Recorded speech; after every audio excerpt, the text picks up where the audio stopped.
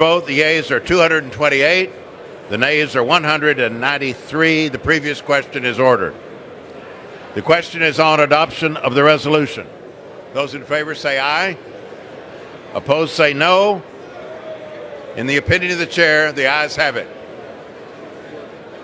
For what purpose does the gentleman from Georgia rise? On that, I'd ask the yeas and nays. The yeas and nays are requested. Those favoring a vote by the yeas and nays will rise. Sufficient number having risen, the yeas and nays are ordered. Members will record their vote by electronic device. This is a 5-minute vote.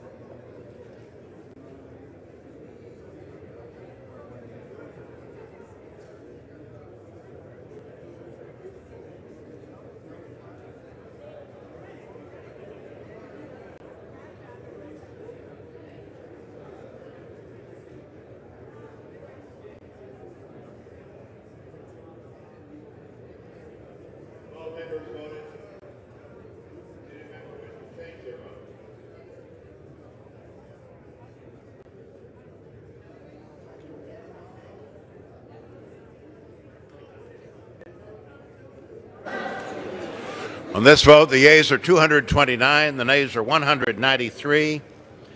The resolution is adopted. Without objection, a motion to reconsider is laid on the table. The chair lays before the House the communications.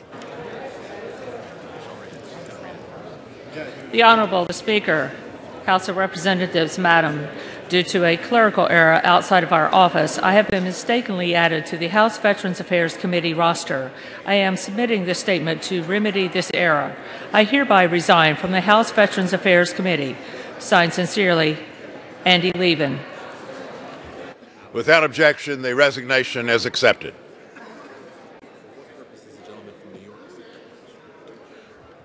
For what purpose does the gentleman from New York rise? Mr. Speaker, by direction of the Democratic Caucus, I offer a privileged resolution and ask for its immediate consideration. The clerk will report the resolution. House Resolution 148, resolved that the following named members be and are hereby elected to the following standing committees of the House of Representatives. Mr. Speaker, I ask unanimous consent that the resolution be considered as read and printed in the record. Without objection, the resolution is agreed to, and the motion to reconsider is laid on the table.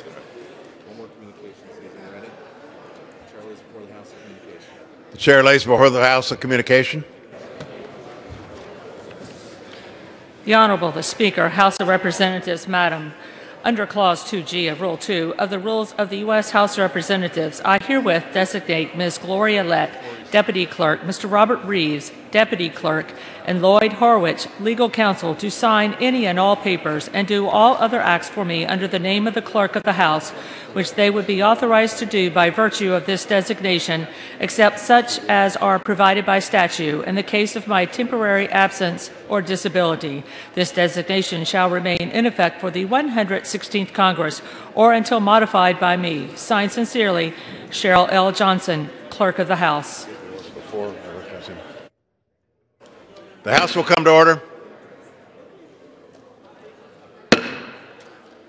For what purpose does the gentleman from Georgia rise? Mr. Chairman, pursuant to House Resolution 144, I call up H.J. Res. 46 and ask for its immediate consideration in the House. The clerk will report the title of the joint resolution. House Joint Resolution 46, a joint resolution relating to a national emergency declared by the President on February 15, 2019. Pursuant to House Resolution 144, the joint resolution is considered read.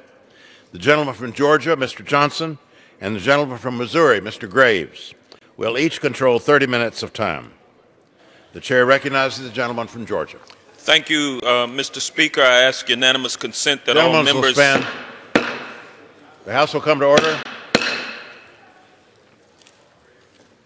Gentleman from Georgia. Thank you, Mr. Speaker. I ask unanimous consent that all members have 5 legislative days in which to revise and extend their remarks and insert extraneous material on H.J. Res. 46. Without objection. Thank you, Mr. Speaker. I yield myself such time as I may consume. Gentleman's recognized. Thank you. President Trump's decision to declare a national emergency at the southern border to siphon funds for his border wall is an unconstitutional, grotesque abuse of power. An emergency declaration is not a last-ditch maneuver to employ when all negotiation attempts have failed. The House of Representatives has rejected the president's border wall, the Senate has rejected the border wall, and the American people have rejected this useless wall. The president does not get to override Congress in a raucous temper tantrum over his inability to broker a deal. The National Emergencies Act was enacted in 1976 to expedite the allocation of resources for real emergencies to save American lives and mitigate damage caused by natural disasters and acts of terror. It was not fashioned to allow a president to deny the will of Congress and the American people.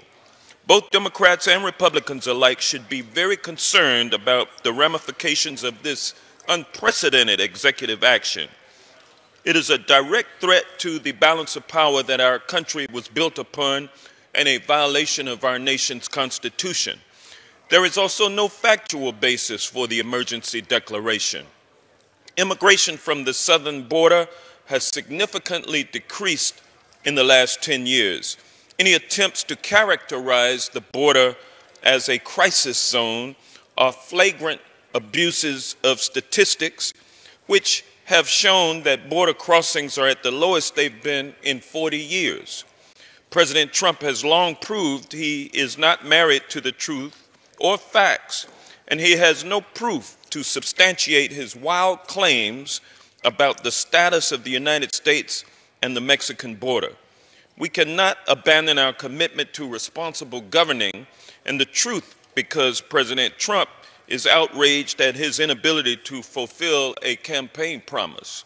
There is wide bipartisan support for this measure, and our democracy demands that we condemn this subversion of our Constitution and this misuse of presidential power. And with that, I reserve the balance. Gentleman reserves his time. Members are reminded to refrain from engaging in personalities concerning the president. Gentleman from Georgia. Missouri, I'm sorry. Thank you, Mr. Speaker. I'd yield myself such time as I may consume. Gentleman's recognized.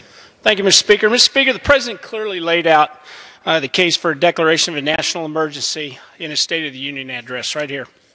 National security is obviously the President's highest priority, and I support his efforts to build a wall. There is a crisis. There is a crisis at the border that could have been addressed much sooner and prevented. Open border policies of the last administration compounded this growing problem. We've got schools, hospitals, and other services that have become overcrowded.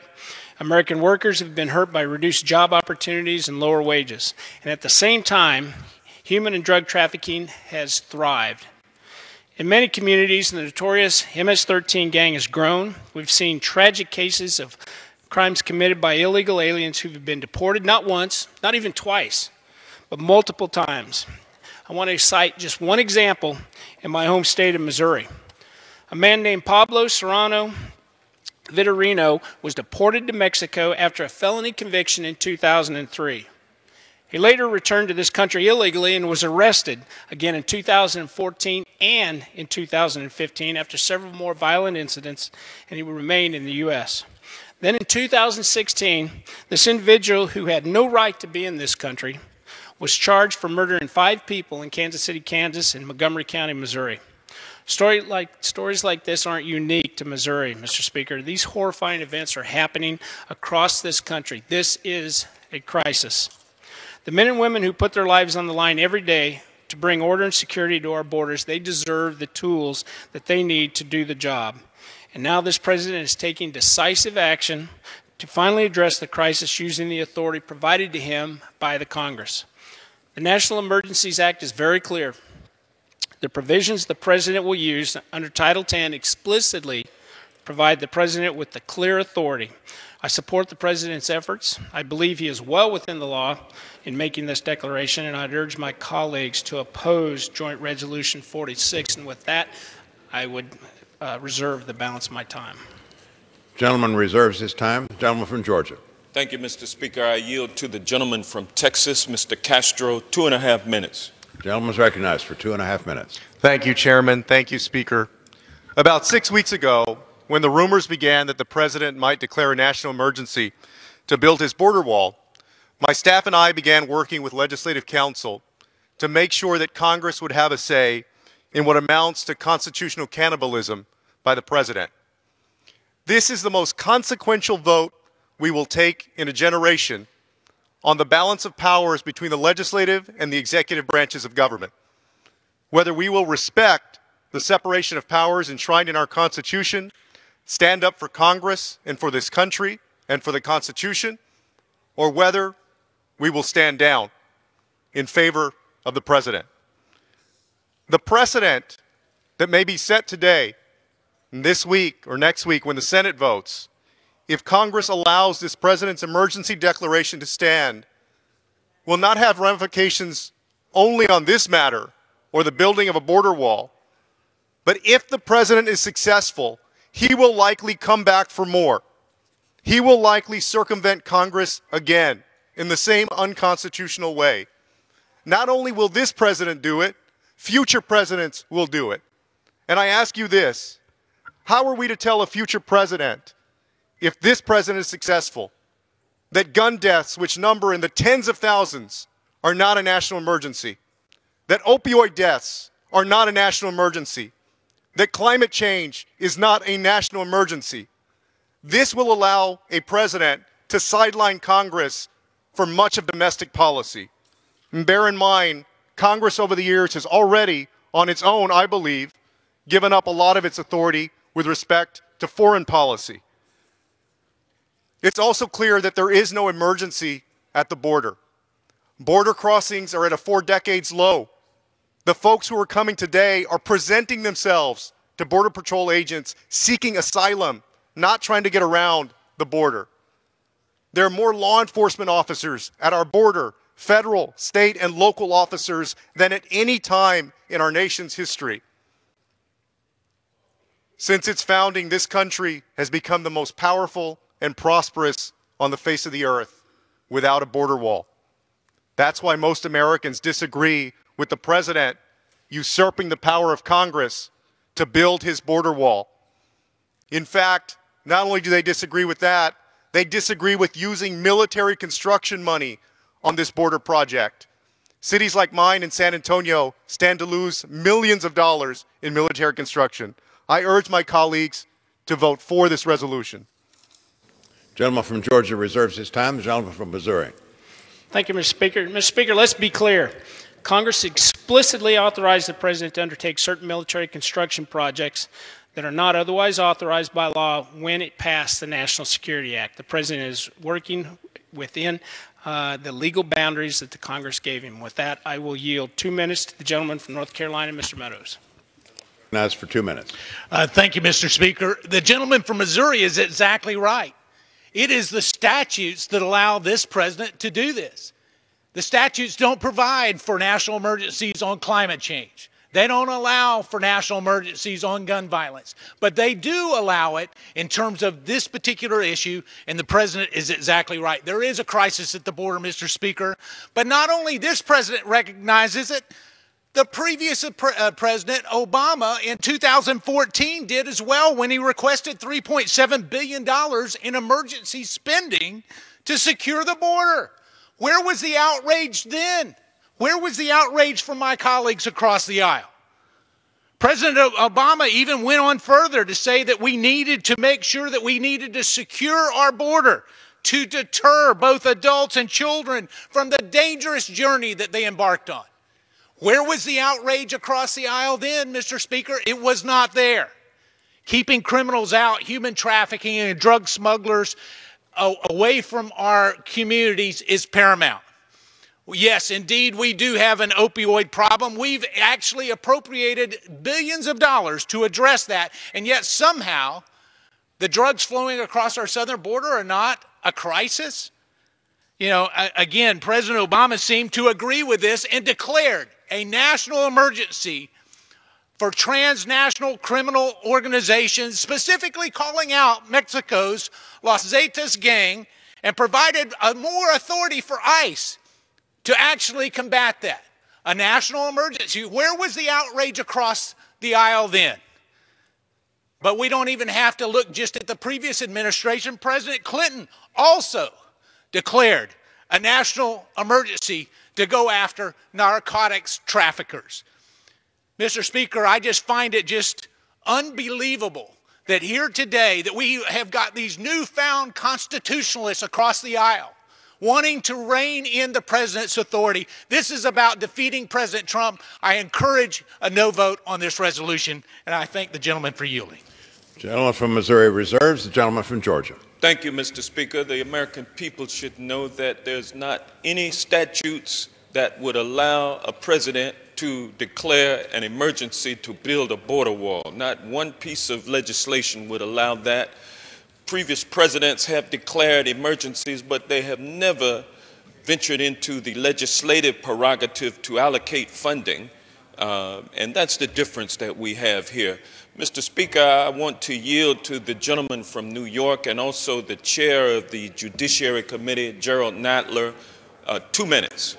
Gentleman is recognized for 2 minutes. Mr. Speaker, President Trump's declaration of a national emergency as an excuse to build a wall that Congress explicitly rejected is an abuse of his constitutional oath and cannot be tolerated by a co-equal branch of government under the Constitution. We must reject this unlawful power grab and reassert Congress' authority to exercise the power of the purse. The Constitution could not be clearer.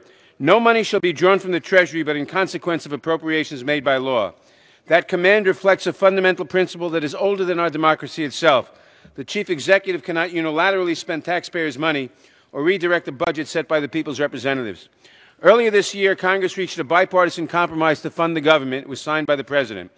Congress allocated limited funding for fencing in certain areas, but squarely rejected the President's request to build a medieval barrier across the southern border. Almost immediately, the President decided to rewrite the budget set by Congress, and he told us exactly why. He was not satisfied with what he got from the process that the Constitution dictates, so he did an end run and made an emergency. He and his aides have barely even tried to pretend that the so-called emergency is a real one. They know that illegal immigration is at historically low levels. They know that children and families fleeing violence are coming here to make lawful asylum claims, not as some kind of invading army. They know that illegal drugs overwhelmingly get smuggled through ports of entry, that a wall would do nothing to change that. But they refuse to let the facts and the law stand in the way of their political agenda. Even worse, the emergency law that President Trump invoked allows the military to redirect funds only if an emergency requires use of the armed forces, and those funds can be used only for construction projects that are necessary to support such use of the armed forces. But a wall cannot be possibly necessary to support a military operation on the border because our laws prohibit the military from engaging in law enforcement activities. The military cannot enforce an immigration law, so the President's actions are doubly unlawful. There is no real emergency, and even if there were, the President could not redirect military funds for a purpose expressly prohibited to the military. Fortunately, the Constitution does not get suspended based on President Trump's preferences about what is convenient or faster. Our nation's founders left it up to all of us, including those of us in Congress, to act as guardians against exactly this type of assault on our constitutional order. In that spirit, I proudly support this joint resolution, and I call upon my colleagues on both sides of the aisle to stand up and do the same. I yield back the balance of my time. Gentleman from Georgia reserves. Mr. Speaker, I'd yield 4 minutes to the gentleman from Georgia, Mr. Collins, on the Judiciary Committee. Gentleman is recognized for 4 minutes. Thank you, Mr. Speaker. On February 15th, the President exercised his clear authority under a clear federal statute duly enacted by Congress to use funds already appropriated by Congress for the purpose of securing our southern border. Mr. Speaker, I am glad about one thing today coming here. I am glad that for many years, the years I've been here, I've came here through the Rules Committee and others and talked about Article 1 authority. I am glad now to see that we have others who have now figured out that Article 1 probably needs to be enforced. What is interesting is selective enforcement against a president they don't like, for a purpose they don't want, for a wall that they don't want to have, because securing the border is not the top agenda for them. I get it if you don't like it, but argue with the law. The statute itself and the president's actions in accordance with it rest solidly within the separation of powers and are certainly constitutional. If you're citing the Supreme Court case of Youngstown against the president's actions today during this debate, then I suggest you haven't read the case. That reasoning of Youngstown case only applies when the president is acting unilaterally and not pursuant to a duly elected statute by Congress. Maybe the selective memory here is because the previous president actually did that when he instituted the DACA program under no things that he could have found to actually work on. Then we discussed the issue of, is there an actual emergency on the border? You know, a president once noted, he said, we've seen significant rise in apprehensions and processing of children and individuals in Central America who are crossing into the United States Rio Grande Valley areas of the southwest border. The individuals who embark upon this journey are subject to violent crime, abuse, extortion, as they rely on dangerous human smuggling networks to transport them from Central America to Mexico. Most may think that was from the current president. It was not. It was from President Obama when he was requesting more money for the emergency on the border. The problem is the factual basis is there. We sat in a hearing today in the Judiciary Committee, and I had to look at the faces of our Border Patrol agents and ICE agents and others dealing with this on a day-to-day basis, while all they get many times from this body is hate and derision when they're doing their job that we sent them to do. My problem comes back here. If we can argue about different things, this was under the law and done by Republicans and Democrats for the last almost 40 years. If you want to fix this, then you've done what you should do under law. You brought your resolution of disapproval. But if you really wanted to take Article 1 authority, then actually look at the law itself. Actually want to change it. That's what this body ought to be doing. If you don't like the fact that the president can do something, and especially my friends across the aisle who don't want this president to do anything, then fix the law. Go into this emergency declaration and say, we'll define what a national emergency is. We'll do that. They don't want to do that because they don't want to bind the hands, because they know that the law was written for a purpose that has been upheld for over 40 years. This is simply a show. It's a farce. Let's just get to the political aspect of this and say, Mr. Speaker, we don't like the president. We don't like what he's doing. Oops, we forgot about this law. And the president said, I will act under the authority given to me by Congress. You can have all the arguments you want, but at the end of the day, Mr. Speaker, when you cast this vote, don't hide behind Article 1. Don't hide behind separation of powers. Go to the law and look at what the law says and vote no. With that, I yield back. Gentleman from Missouri reserves. I reserve, Mr. Speaker. Can I inquire as to how much time is remaining?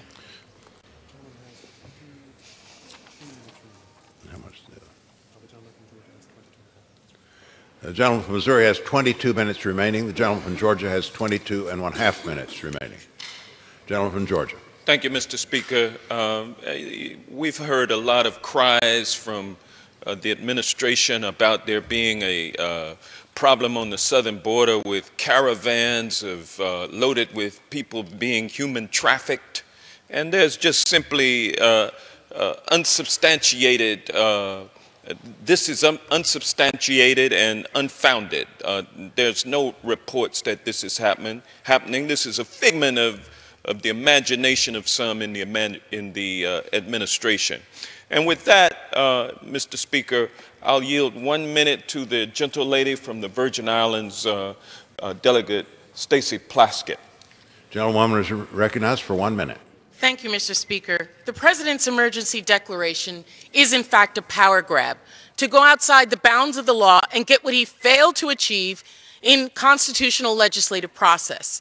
After failing to convince the American people in Congress to pay for his ineffective, wasteful, multi-billion-dollar concrete wall, the President is now trying a desperate end run around Congress with his unlawful emergency declaration.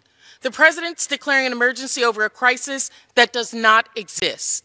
The statute only applies to national emergencies that require use of the armed forces for military construction projects that are necessary to support the use of armed forces. The border wall is not a military construction project. It does not require the use of the military. The immigration law is the responsibility of the federal immigration enforcement agencies, not the military. The President's declaration violates federal law, and that is the crisis. This is a crisis, a crime against our Constitution. It is an assault. It is a rape, what the President is doing now against the Constitution, against this legislative body. I am just in another world that I, as a constitutional strict constructionist, am on this side of the aisle on an issue like this. I yield back. Members are reminded to refrain from engaging in personalities toward the President. The gentleman from Georgia reserves his time. Gentleman from Missouri. Thank you, Mr. Speaker. Mr. Speaker, I might remind my colleagues that Title 10, Section 2808 explicitly authorizes the President to change the appropriation for military construction. He is operating within the law. Right now, I would go ahead and yield 2 minutes to the gentleman from Alabama, Mr. Rogers, who's also the ranking Republican on Homeland Security. The gentleman is recognized for 2 minutes. Thank you, Mr. Speaker, and I thank my friend from Missouri. Without a doubt, there is a crisis at the border. Changing demographics have created unprecedented challenges for the Border Patrol. In the early 2000s, most illegal border crosses were young Mexican men. Today, and our laws allowed us to quickly return them back to Mexico. But today, that flow of Mexican men has been replaced with a mix of men, women, and children from Central American countries. Human traffickers are exploiting the loopholes in our laws and understand how our immigration system is broken. These smugglers tell vulnerable families that their child is like a visa to stay in the U.S. if they can just get themselves turned in to the Border Patrol. And these smugglers and their propaganda are effective. Family apprehensions for fiscal year 2019 are already 572% higher than fiscal 2013. And these traffickers don't care about the people they smuggle. The result is that immigrants of all ages are arriving on our doorstep in terrible health. Border Patrol projects a 133% increase over last year in migrants needing medical treatment after crossing the border. These changing migrant flows force our law enforcement officers to act as paramedics rather than enforcing the laws that Congress has passed. We need an all-of-the-above approach to border security, and that includes manpower, 21st century technology, and barriers. With this approach, we will deter human smugglers and others crossing hundreds of miles of open desert with innocent children. We know this approach works. In areas where we have built a wall system, such as Yuma, illegal traffic has plummeted by 95%. Let's build on this success. I encourage my colleagues to stand by President Trump's decision to use an executive authority to carry out this approach and keep America safe. With that, I yield back. The gentleman from Missouri reserves his time. The gentleman from Georgia. Thank you, Mr. Speaker. I'm glad that the other side acknowledges that the people approaching our southern border are not men from Mexico, but they are families with children fleeing violence in Central America. That's an important distinction. And with that, Mr. Speaker, I'd like to yield to my friend, the gentleman from the state of Maryland, Congressman Anthony Brown, also Vice Chair of the House Armed Services Committee. 1 minute. Gentleman's recognized for 1 minute. There is no national emergency on our southern border. There are no terrorists who are being apprehended. There's no invading hostile force, and border crossings remaining at a 40-year low. Pulling resources from military construction projects, as President Trump would do, projects meant to improve readiness and support our service members, impacts our national security. It will hurt military families who are already dealing with military housing with mold and lead poisoning and outdated schools and medical facilities. This declaration of national emergency will keep thousands of active duty troops needlessly deployed at the southern border and away from their scheduled training activities and operational readiness. This is a fake emergency, and for President Trump to claim we need to build a wall to support our armed forces, it's absurd and ridiculous. This emergency declaration is just an overreaching and dangerous power grab to push forward the president's anti-immigrant agenda and supposedly boost his re-election chances. There's no national emergency, only a crisis in the Oval Office. I yield back my time. The gentleman from Georgia reserves his time. The gentleman from Missouri. Thank you, Mr. Speaker. Mr. Speaker, I might point out to my colleagues just how much of a national emergency this is. And it was President Obama who recognized this, recognized a crisis at the border. In 2014, President Obama requested $3.7 billion in emergency supplemental funding for what he described as a humanitarian crisis at the border. And he specifically cited an increase in family units trying to cross the border and the lack of resources to accommodate them. With that, Mr. Speaker, I would yield 2 minutes to the gentleman from Alabama, Mr. Adderholt. The gentleman is recognized for 2 minutes. I thank my colleague for yielding. Thank you, Mr. Speaker. I rise today to oppose the joint resolution to overturn the President's declaration. I think it's very clear that there is a national emergency that exists on our southern border because of the high rate of unchecked, unregulated illegal immigration. Illegal immigration that has not directly contributed to the flow of drugs, human trafficking, and that is directly contributed to the flow of drugs, human trafficking, and gang members into this country. Not to mention the humanitarian crisis of those who feel compelled to make this journey to illegally enter this country. I think there seems to be some confusion among many of my colleagues and maybe across the country about the action of the President. President Trump is clearly acting within the authority that is provided by Congress to confront a border security and humanitarian crisis that constitutes a national emergency. The threat to our border security is evident from the sheer number of migrants seeking to gain illegal entry into this country, and especially the number of criminal aliens in the form of cartels, traffickers, and gangs. And these people will continue to take advantage of our weak borders for their own gain. I recognize that Congress has lawfully enacted the authority for the President to use military construction funds to support armed forces to engage in accordance with the National Emergency Act.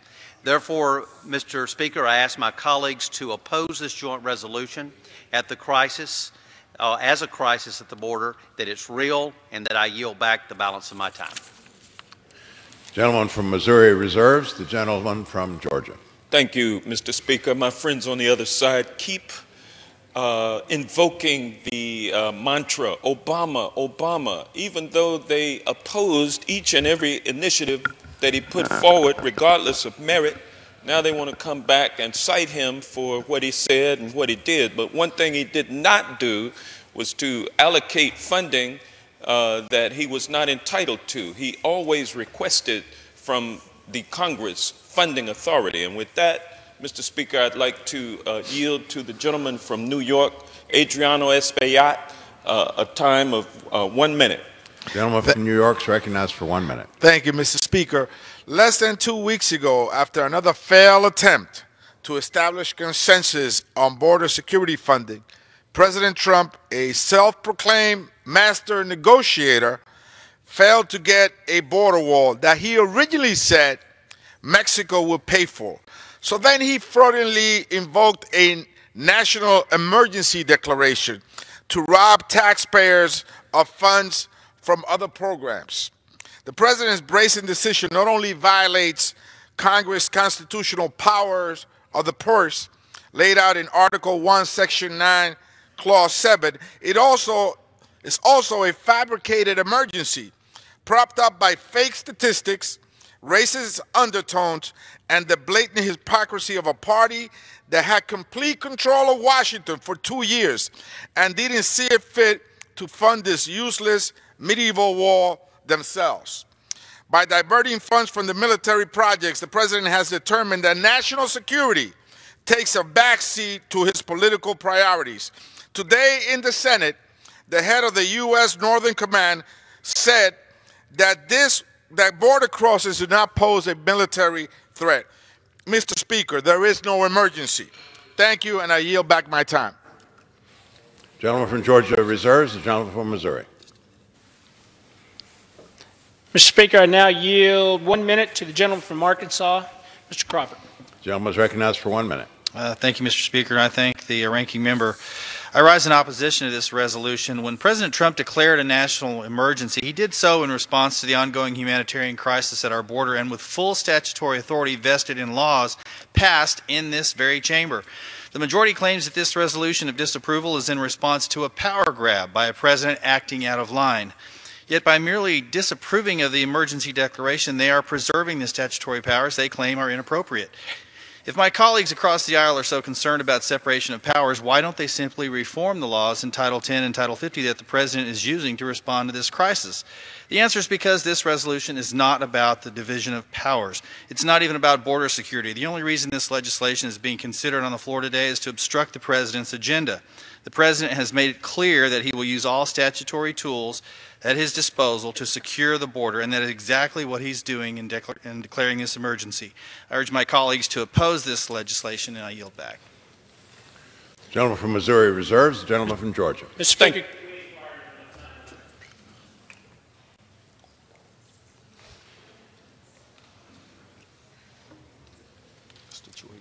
Gentleman from Missouri has 16 3/4 minutes. The gentleman from Georgia. has 18 minutes remaining. Gentleman from Georgia. Thank you, Mr. Speaker. At this time, I will yield to the good gentleman from Illinois, Mr. Chuy Garcia. 1 minute. Gentleman is recognized for 1 minute. Thank you, Mr. Speaker. My colleagues make some very good points.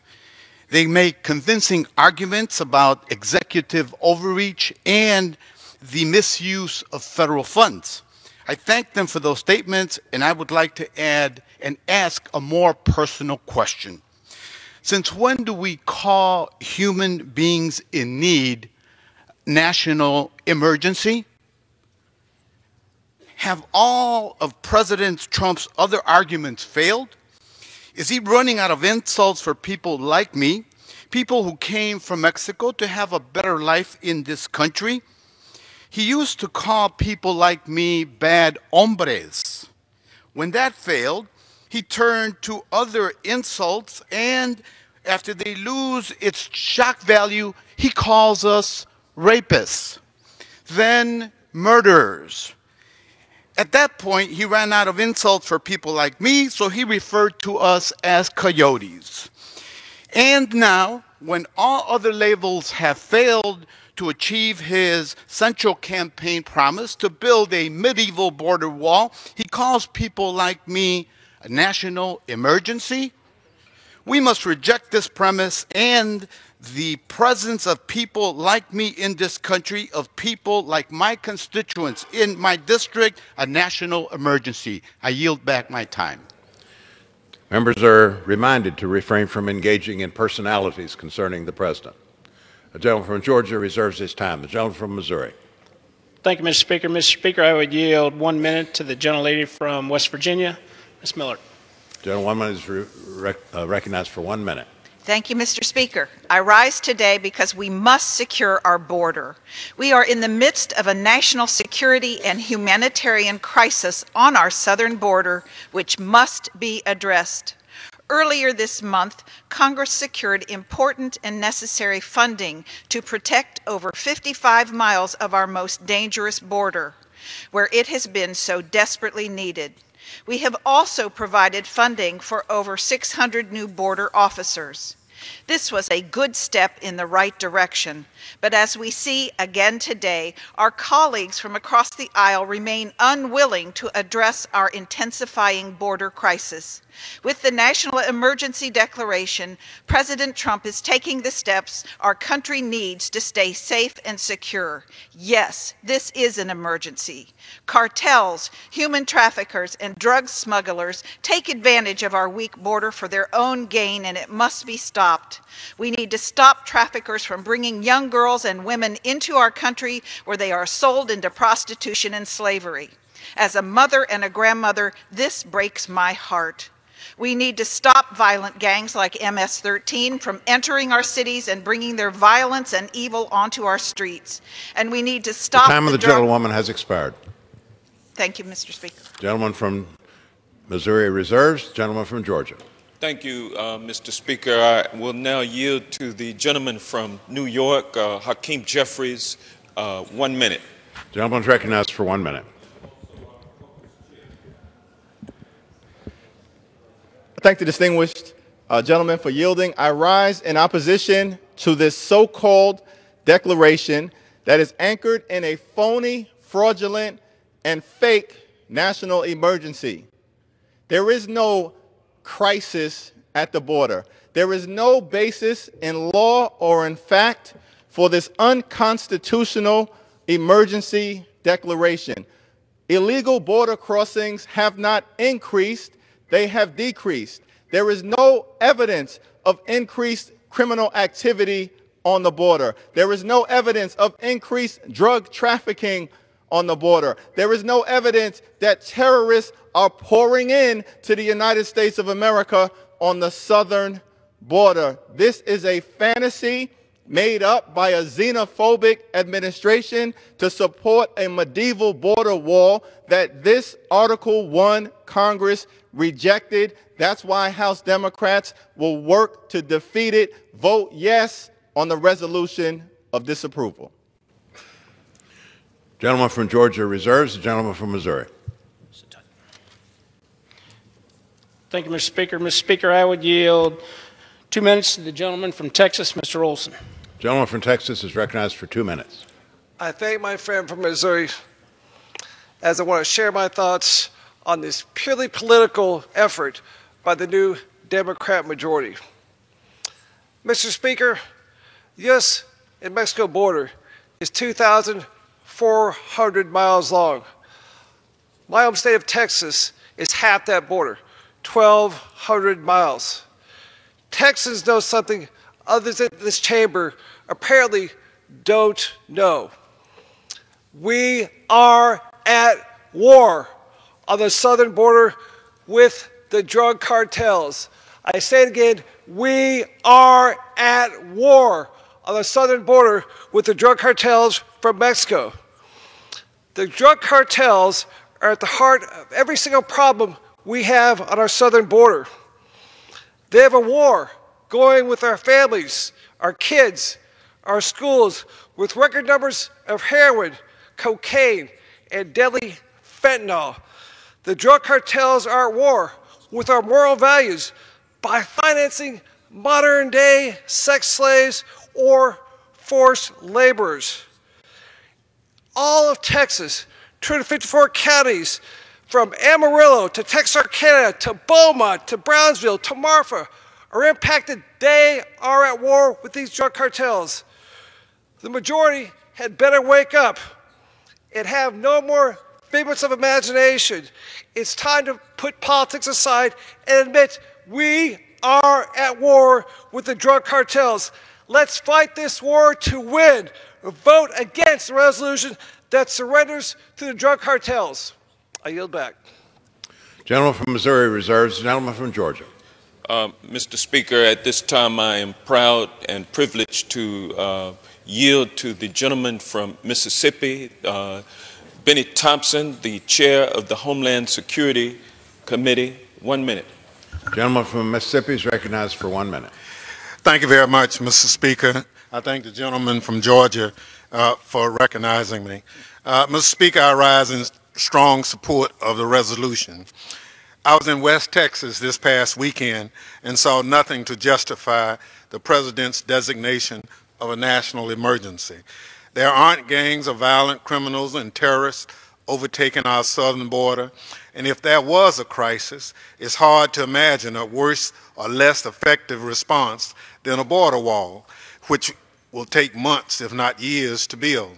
What I did see there are efforts to harden ports of entry.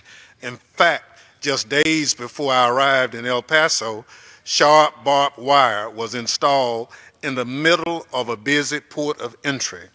This barbed wire did not give off the impression that this busy port of entry was welcoming commerce or visitors to the United States. When questioned, officials could not say who had signed off on this project or how it fits into border security. It's time for the administration to stop fear-mongering and accept reality. The only crisis on the border is a humanitarian crisis, one created by this administration, and a border wall will do nothing to alleviate the suffering. I urge my colleagues to join me in voting for this resolution to stop the President from stripping Congress of its constitutional power to purse. I yield back. Gentleman from Georgia reserves. The gentleman from Missouri. Thank you, Mr. Speaker. Mr. Speaker, I'd yield an additional 1 minute to the gentlelady from West Virginia, Ms. Miller. Gentlewoman from West Virginia is recognized for 1 minute. Thank you, Mr. Speaker. We need to stop violent gangs like MS-13 from entering our cities and bringing their violence and evil onto our streets. We need to stop the drug smugglers from devastating our communities and flooding our towns with opioids like heroin and fentanyl. My home state of West Virginia has been hit hard by the opioid epidemic, and especially from illegal drugs smuggled across the border. Just several weeks ago, Customs and Border Protection seized enough fentanyl to kill every person in West Virginia 32 times over. Imagine how much more is still slipping through the unsecured areas. Our country cannot afford inaction any longer. We need to build this wall. I yield back the portion of my time. Gentleman from Missouri reserves. The gentleman from Georgia.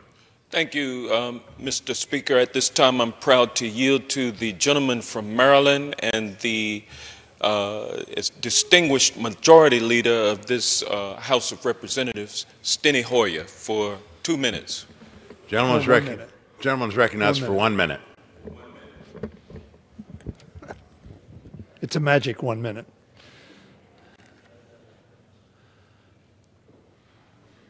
This issue is not about a wall.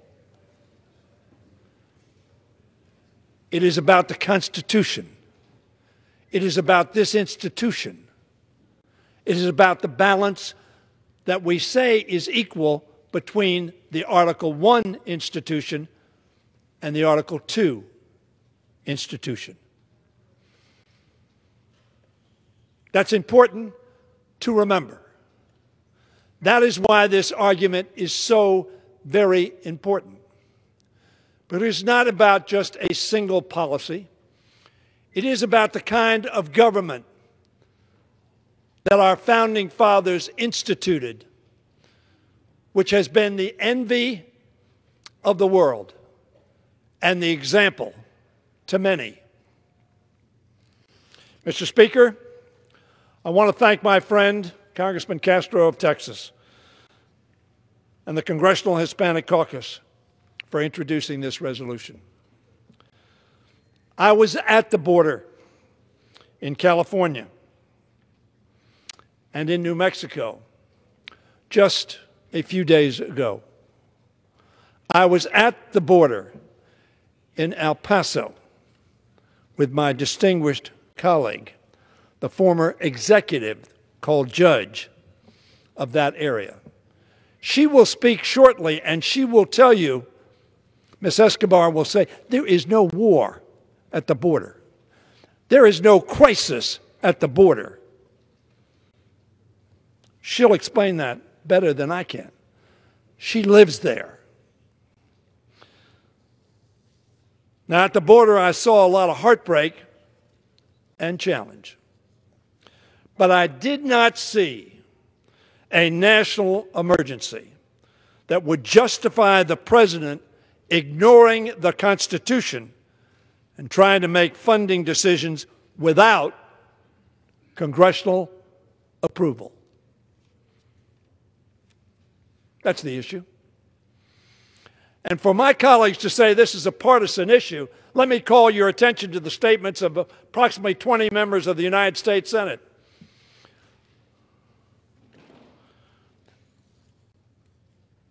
The president admitted on February 15th that this is not a true emergency when he said, and I quote, I could do the wall over a longer period of time. I didn't need to do this, but I'd rather do it much faster. Not that I needed to do it much faster, I just rather do it much faster. Of course, if the Mexicans were paying for it, perhaps he could have. Now Congress has a chance to answer the president and make it clear that he cannot make an end run around the Constitution and claims power reserved for the taxpayers' representatives. Mr. Speaker, the Congress of the United States needs to have a spine and not lay at the feet of the President of the United States and say, whatever you want, sir. That's not what the people elected us to do. We are their representatives, not the president's representative, whether it's President Obama, President Trump, President Clinton, or President Bush, or President Reagan, all of whom I have served with, 2 Bushes. Our founding fathers had enough of King George. And so they adopted a constitution which said, we're not going to have a King George. We're not going to have an authoritarian regime. We're not going to have the executive setting policy. They said the Congress sets policy. And by the way, 300 of us in this body voted for the funding levels for border security. It didn't squeak by some partisan advantage. 300 of us,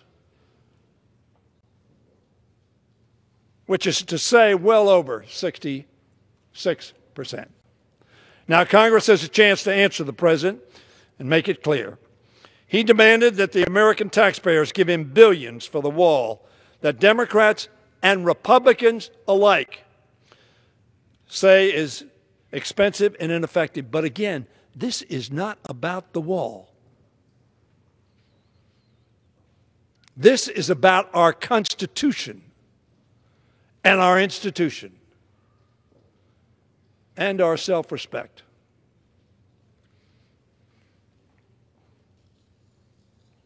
He has chosen to ignore the will of the American people as expressed by their representatives. He has opted to set aside the wisdom of our founders for the expedience of getting his own way. Constitutional law professor Roger Sloan of Boston University noted last week, to my knowledge, this is the professor speaking, to my knowledge, no president has ever tried to appropriate funds Congress refused to appropriate. Overwhelming Senate vote, overwhelming vote in this body. He went on to say, politically, it would mean the president would be seeking to override a bipartisan judgment of Congress. Have we no self-respect? Have we no sense of the balance between the executive and the legislative branches of government? We are the Article I branch, the policymakers, the people who raise money and spend money, not the president, any president, Republican or Democrat. And a lot of your Republican colleagues, including Senator McConnell, said, Mr. President, don't do this. Right up until the time Senator McConnell said, I'll support you, Mr. President. First he was against this, and now he's for it. And the respected Harvard Law School constitutional scholar Lawrence Tribe said of the president on Thursday, he is simply trying to do what emperors and kings do, not what a president of the United States should do. In the Washington Post this weekend, columnist Max Boot noted why we are now at a pivotal moment for members of the president's party in the Congress who are being asked to choose between loyalty to the president and fidelity to the Constitution. I'm sorry the chamber is not filled. I thought of asking for a quorum call. I didn't. Fidelity to the president or fidelity to the Constitution? That is the choice we make today. That is why this is a pivotal moment. We choose between the Constitution and its principles, which have made our country the world's envied democracy for almost 2.5 centuries. Boot continued with this: President Trump's actions is an affront to all that Republicans stand for. The premise is you continue to stand for this institution and our Constitution. They claim to be pro-military, but Trump's actions would take money away from the defense budget. They claim to be pro-property rights, but Trump's actions would result in taking of private property along the border. And they claim to be constitutional conservatives, but Trump's actions is an obvious violation of Article I of the Constitution, which says, and I quote, "No money shall be drawn from the Treasury but in consequence of appropriations made by law." I used to have people coming up here and take out the Constitution and say, have you read this document? Do you know what it says? Let me repeat it. No money shall be drawn from the Treasury but in consequence of an appropriation made by law.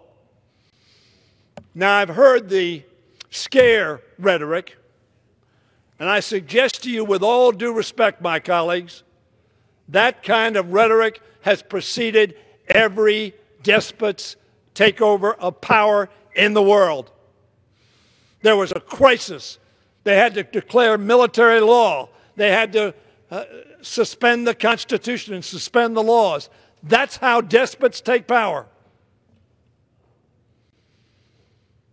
And we stand at the gate to assure that that doesn't happen. But we will say more with our votes.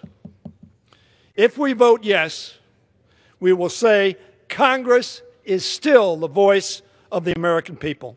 We will say that we are still faithful to the oath we took to protect the Constitution and laws of our land. And we will say America, as our founders promised, has no sovereign but we, the people.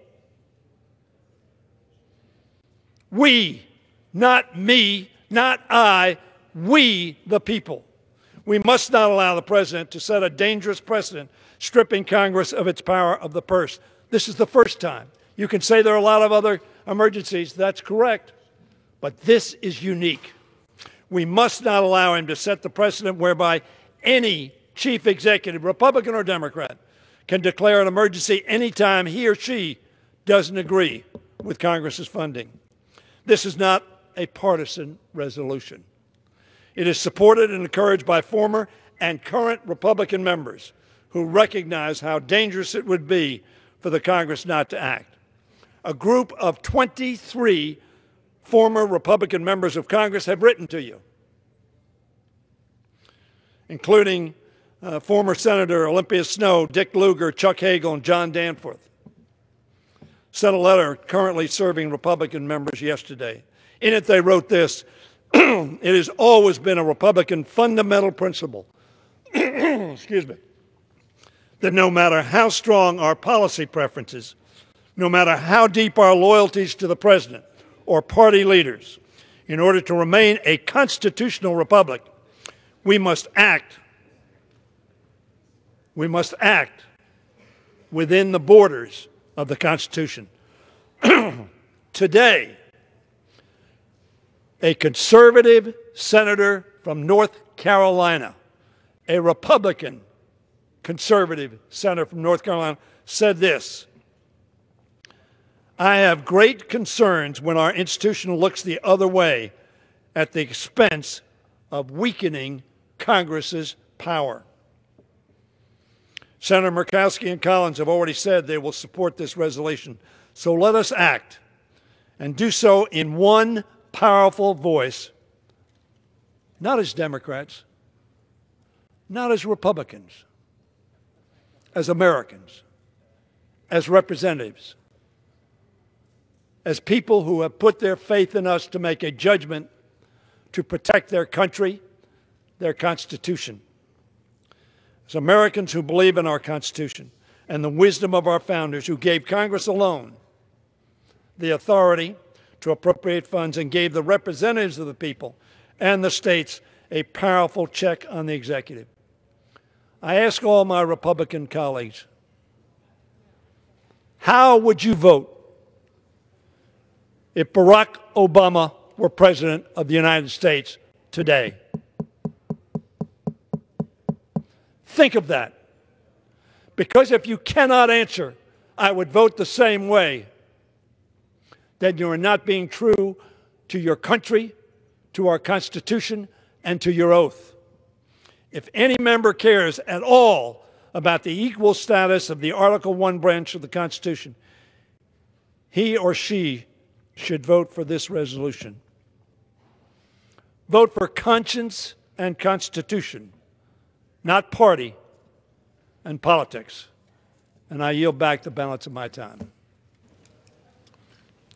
Gentleman from Georgia reserves his time. The gentleman from Missouri. Thank you, Mr. Thank you, Mr. Speaker. Mr. Speaker, I would yield 5 minutes to the gentleman from Illinois, Mr. Kinziker, who just came back from deployment on the southern border. Gentleman from Illinois is recognized for 5 minutes. Well, thank you, Mr. Speaker, and I thank the gentleman for yielding. I want to start by saying something. Everybody here in this chamber means well. Everybody here in this chamber believes they're fighting for the right thing for this country. Unfortunately, sometimes with these debates, they get heated and we begin to ascribe bad motives to the other side. I ascribe no bad motives to my colleagues on the other side of the aisle. And there's no bad motives on our side. It's just a little bit of a difference in how we see it. We're all passionate about this issue, which is evident by the quality of the debate we're having here. But I'm going to tell you why I came to believe that this was a national emergency. So I was sent down to the border with the National Guard. I went down and did 2 weeks with my unit, who was down there for 2 months. As part-timers, we go down and we fill in and augment different amounts of time. And I fly a surveillance aircraft. It's called an RC-26. And we actually worked with Border Patrol, and what we would do is, through technology, some of the technology that exists, they would get indications of a group coming over the border. We would have a central authority that would see these groups coming over the border and would take the limited air assets we had and put them on these groups to surveil them and then to coordinate the Border Patrol or whatever to come in and get them. And what we saw, frankly, was pretty eye-opening for me. Now, first off, Arizona has some very rugged territory. I've worked Texas, by the way, 3 times doing this exact same mission. I'm going to give you an opportunity to guess who the president was when I did this mission 3 other times. It was President Obama, because he understood the need for the Guard on the border. So we would see these groups come over. They would go through this rugged terrain. By the way, I never worked an area in Arizona where there was a barrier. We never had to, but there's a lot of area that isn't. We would then respond. And basically 9 times out of 10, anytime these groups got any indication that Border Patrol was nearby or there was an aircraft overhead, they would do what we call a bomb burst, just like that. Looks like that on the infrared we're using. They would run in all different directions. And many people would get separated. But you know who the first to bomb blast away from that group was? The first people every time were the coyotes that they paid their life savings to bring them over the border. Every time. In fact, one time that exact scenario happened and a lady was left lost in the desert, hunkered down in a bush, and had Border Patrol not found her, sure, she'll be deported for that because she came in illegally, but had Border Patrol not found her, I believe that there is a chance that she could have been one of the at least 200 bodies that they find every year in the desert because they are abandoned by their drug traffickers, by their coyotes who are paid for and who pay money to the drug cartels. That's a big part of where these cartels in Mexico get their money, funneling people over the border, human trafficking. We know the statistics of the chance of assault during that. We know that kind of stuff. We also had, it wasn't my mission, but my crew was on a mission, the very first one, where an illegal was apprehended and he had 70 pounds of methamphetamine on him. Now, I know there's way more than 70 pounds of methamphetamine out there in the United States, but there's way more people we're not seeing come over that border as well. People sometimes look at the rugged terrain of Arizona and say, well, with mountains and hills, that is the natural wall. By the way, I went hiking on those mountains and hills during my time off, I'll say that. But the other interesting thing is a significant amount of the people we were following were actually on those mountains and hills. They were on the mountains and hills because that rugged terrain is just as difficult for Border Patrol to navigate as them. In fact, I watched as a Border Patrol helicopter followed a man, probably 100 feet away. This is on video. Border Patrol can release this video if they want. The man was running. The Border Patrol could not insert Border Patrol agents to capture him. This guy is still gone today. He had to have been a coyote or a drug trafficker. Seeing this repeatedly made me realize this is not a national emergency because of immigration. I'm actually believe in comprehensive immigration reform. I want to work with the other side of the aisle to fix all these problems that I think we really actually all agree on. We just can't admit we agree on all this stuff. But I look at this and I say, this is an 80% solution that we could fix. But when I came back from the border, and I came back from seeing the real issue that makes this a national emergency, drugs, human trafficking, that's when I realized something had to be done. A wall and a barrier is not compassionless. I think border security and compassion actually go hand in hand. Because what we're saying is, come over to the United States of America, but do it the right and legal way, because otherwise these coyotes in the cartel are going to take advantage of you, take your life savings, and take you through a very dangerous route. And when the going gets tough, they're going to leave you to die, because they did that to 200 of them last year in Arizona. It was an eye-opening experience. I appreciate the passion everybody has in this. I respect everybody's debate in this. This is how I came to the conclusion I did. Please vote no on this, and I yield back. Gentleman from Missouri reserves his time. The gentleman from Georgia. Thank you, Mr. Speaker. It amuses me when my friends on the other side try to cause the public to believe that there are people coming across our border trying to sneak in, when the truth of the matter is the people who are presenting themselves at our southern border primarily are people fleeing violence in Central America, families, women, children, fleeing violence in Central America, presenting themselves at lawful points of entry, not trying to jump the Rio Grande, but at lawful points of entry and seeking to apply for asylum. And that is the emergency that my friends on the other side tried to make into something that would be such that President Trump is authorized to spend monies that have not been appropriated. And it's a farce. Mr. Speaker, at this time I will yield to the gentleman and my colleague, my dear colleague from the state of Georgia, John Lewis, for 2 minutes. Gentleman from Georgia is recognized for 2 minutes. Thank you, Mr. Speaker. I rise in strong support of this resolution. Some of you may be old enough to remember when Dr. Martin Luther King Jr. traveled to Berlin in 1964, he reminded those gathered that a man-made barrier could not change the fact that the people on both sides of the wall was God's children. Mr. Speaker, I ask you today, what does it profit our nation to gain a wall and lose our soul? North and south of the border, we are one people. We're bound together by our common humanity. Mr. Speaker, this executive action betrays our value, our democracy, and the very soul of our nation.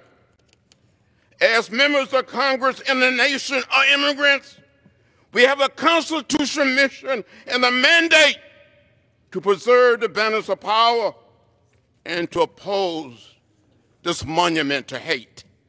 Today, each and every one of us has a moral obligation to do what is right, what is just, what is fair. By passing this resolution, I urge all of my colleagues to vote yes. Gentleman from Georgia reserves. The gentleman from Missouri. Mr. Speaker, may I inquire as the time remaining? Gentleman from Missouri has 7 3/4 minutes remaining. Has 11.5 minutes remaining. Thank you, Mr. Speaker. Mr. Speaker, at this point, I would yield 2 minutes to the gentlelady from Arizona, Ms. Lesko. Gentlewoman is recognized. Thank you very much, Mr. Speaker, and thank you very much, Mr. Graves. Today I've heard a lot of amazing things. My colleague on the other side of the aisle, Mr. Johnson from Georgia, said, I believe caravans trying to cross the border are a figment of our imagination. I don't know about you, but I think all we need to do is turn on the news. I've seen thousands of people traipsing thousands of miles to get into our country. In fact, there's been some violence, so I just don't understand that statement at all. And Speaker Pelosi and Chuck Schumer recently said the crisis at the border is manufactured. I tell you, ladies and gentlemen, that I live in the state of Arizona, a border state, and I have visited the border, and I have met with the border agents and border officials at the border. They have told me firsthand there is a crisis at the border. They have told me firsthand when I asked, do we need a border fence? And they said, yes, it is part of the solution. You know, I'm here today to ask for reason. The Republican legislature and the majority last year tried to pass legislation that would not only secure the border, but as a compromise would have given legal status to the DACA recipients.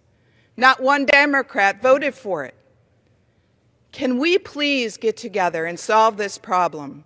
It's unfortunate that the President had to resort to this because Congress, the Democrats, would not vote for border security. And so I support the President in his declaration for emergency. I support him in protecting our nation, his #1 duty. And I oppose this resolution. Gentleman from Missouri reserves. The gentleman from Georgia. Thank you, Mr. Speaker. I recall that last year, in fact, the last 2 years have been spent under unified control of Republicans, both houses of Congress and the President, but yet there was no emergency to construct a $5 billion down payment on a border wall that's going to cost about $30 billion. They didn't do it then. They want us to do it now, or they want Trump to actually be able to do it without the legislature. Mr. Speaker, at this time I will yield to the gentle lady, Veronica Escobar from the great state of Texas. 1 minute. Gentlewoman is recognized for 1 minute. Thank you, Mr. Speaker. I come from El Paso, Texas, which is right on the U.S. Mexico border. I live on the border. My family has lived on the border for more than 100 years. And I can assure my colleagues that the border has never been safer, the border has never been more secure. In fact, what I am more worried about today than what is happening on the U.S. Mexico border, than those vulnerable asylum seekers coming to our front door asking for help, I am more worried that people in this chamber are willing to ignore the oath of office that we took on the day that we were sworn in, that we would violate the Constitution that we promised to uphold. And I am also far more worried about the fact that they are willing to divert funding that is going to our U.S. military in favor of a political prop, a monument to xenophobia, a campaign promise. In fact, Fort Bliss in El Paso, Texas, stands to potentially lose $275 million. Why didn't they get it done when they had an iron grip over the House, the Senate, and the White House? Because there was no emergency. I yield. The gentleman from Georgia reserves his time. The gentleman from Missouri. Thank you, Mr. Speaker. Mr. Speaker, oath of office to defend the Constitution. The Constitution applies to citizens of the United States. It does not apply to people who are not citizens of the United States. Border security officers have made 266,000 arrests of criminal aliens in the last 2 fiscal years. These include criminal aliens charged or convicted of assaults, sex crimes, killings. Mr. Speaker, these are not victimless crimes. With that, I would reserve the balance. Gentleman reserves. Gentleman from Georgia. Yes, Your Honor. At this time, I am pleased to yield to my good friend from the state of California, Mr. Cisneros. 1 minute. Gentleman is recognized for 1 minute. Thank you, Mr. Speaker. This emergency declaration unconstitutionally attempts to override Congress. The Constitution clearly grants Congress the power of the purse. This declaration took place after weeks of negotiations, which resulted in Congress rejecting the President's wall in a bipartisan manner. This declaration could take billions of dollars of disaster relief aid from families, endanger military construction, and impact our military readiness. There is no national emergency at the southern border, only a humanitarian crisis created by our President. This President has repeatedly taken actions that undermines our country's ability to defend against real threats to national security. Congress must act as a check on the President's abuse of executive power. Congress has the opportunity to defend and protect the Constitution and assert its role as a co-equal branch of government, and it must do so in order to set a precedent and protect our democracy. It is absolutely unacceptable that military families and communities across this country should be made to suffer from this unlawful and dangerous action. That is why I urge my colleagues to vote in support of this resolution and move forward with ending this fake national emergency. I yield back my time. Gentleman from Georgia reserves. Gentleman from Missouri. Mr. Speaker, I'd reserve the balance of my time. Gentleman from Missouri reserves. The gentleman from Georgia. Mr. Speaker, may I inquire how much time? Gentleman from Georgia has 9 minutes remaining. Gentleman from Missouri has 5 1/4 minutes remaining. Thank you, Mr. Speaker. I will at this time yield to my good friend, the gentle lady from Florida, Debbie Wasserman Schultz. How much time? 1 minute and 30 seconds. The gentleman yields 1 1/2 minutes. The gentleman from Florida, gentlewoman from Florida is recognized. I thank the gentleman for yielding. Thank you, Mr. Speaker. What we are witnessing is a president who poses a direct threat to both our military families and America's national security.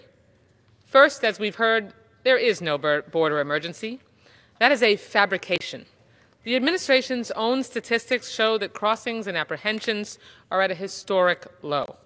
The vast majority of illegal drugs come in at our ports of entry. A wall will not stop that.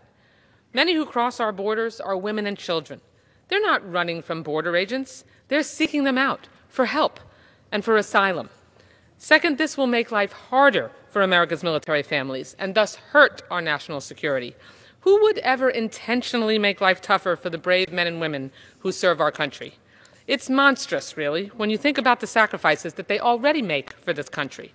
As the chair of the Military Construction VA Appropriations Subcommittee, tomorrow I will hold a hearing to ask our service secretaries exactly which projects they previously told us they really needed, but now should be sacrificed for a needless wall. What will these leaders ask their troops to give up, just so Trump can have a useless, wasteful wall? Training or intelligence facilities? Hangars for planes that cost billions? Schools for our military families' children? This is a power grab. After failing to get his way in a funding dispute with Congress, Trump is throwing an unconstitutional temper tantrum. He's using the tools of an authoritarian, jeopardizing our military readiness to steal himself a wall that he could not get the lawful way. The dangerous precedent he will set is one that I hope all of my Republican colleagues will reject. The President says a wall will keep Americans safe, but stealing funds from military families makes us all less safe. Bypassing Congress and the Constitution and starving military families of funding is not patriotism, it's everything that true patriots fight against. I yield back the balance of my time. Members are reminded not to engage in personalities concerning the President. The gentleman from Georgia reserves his time. The gentleman from Missouri. Thank you, Mr. Speaker. Mr. Speaker, we keep hearing that most drugs coming into this country are coming in at ports of entry. And I would make a correction. Most drugs that are caught at ports of entry. We don't have any idea what's coming in across the border. And when we say that, you know, this is like saying we're going to reinforce the front door, but we're going to leave the back door wide open. We don't know how many drugs or the amount of drugs that are coming across the border because, particularly in rural areas, because we just simply can't patrol it. As the gentleman from Illinois pointed out, you can't deploy Border Patrol quick enough to catch so much of this. So we don't know how many drugs are coming through in other areas. We have a pretty good idea in ports of entry because we catch them there. With that, I would reserve the balance of my time. Gentleman reserves his time. The gentleman from Georgia. Thank you, Mr. Speaker. It's hard for me to imagine how a big, beautiful wall will somehow bestow upon us knowledge that people are jumping over it or going under it. Those kinds of things do not work across the entire border.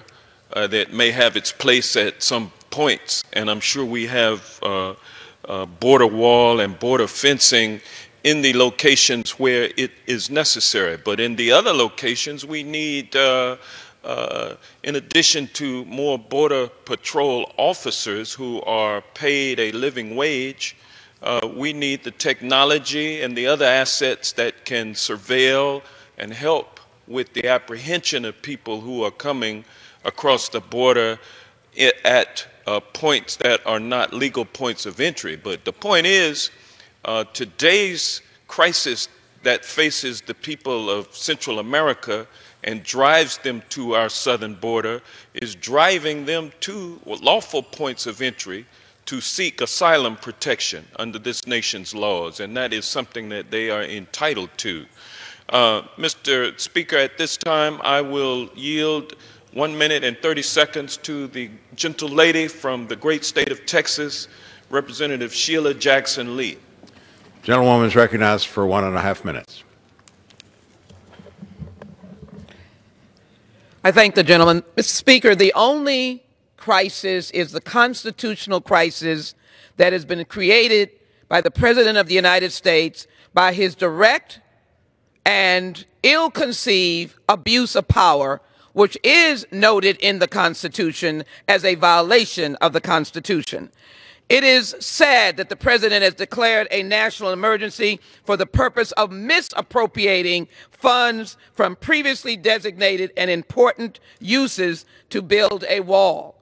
Uses that would be dealt with in a national emergency in case of war that would then call for the building of direct materials and buildings necessary for troops engaging in war.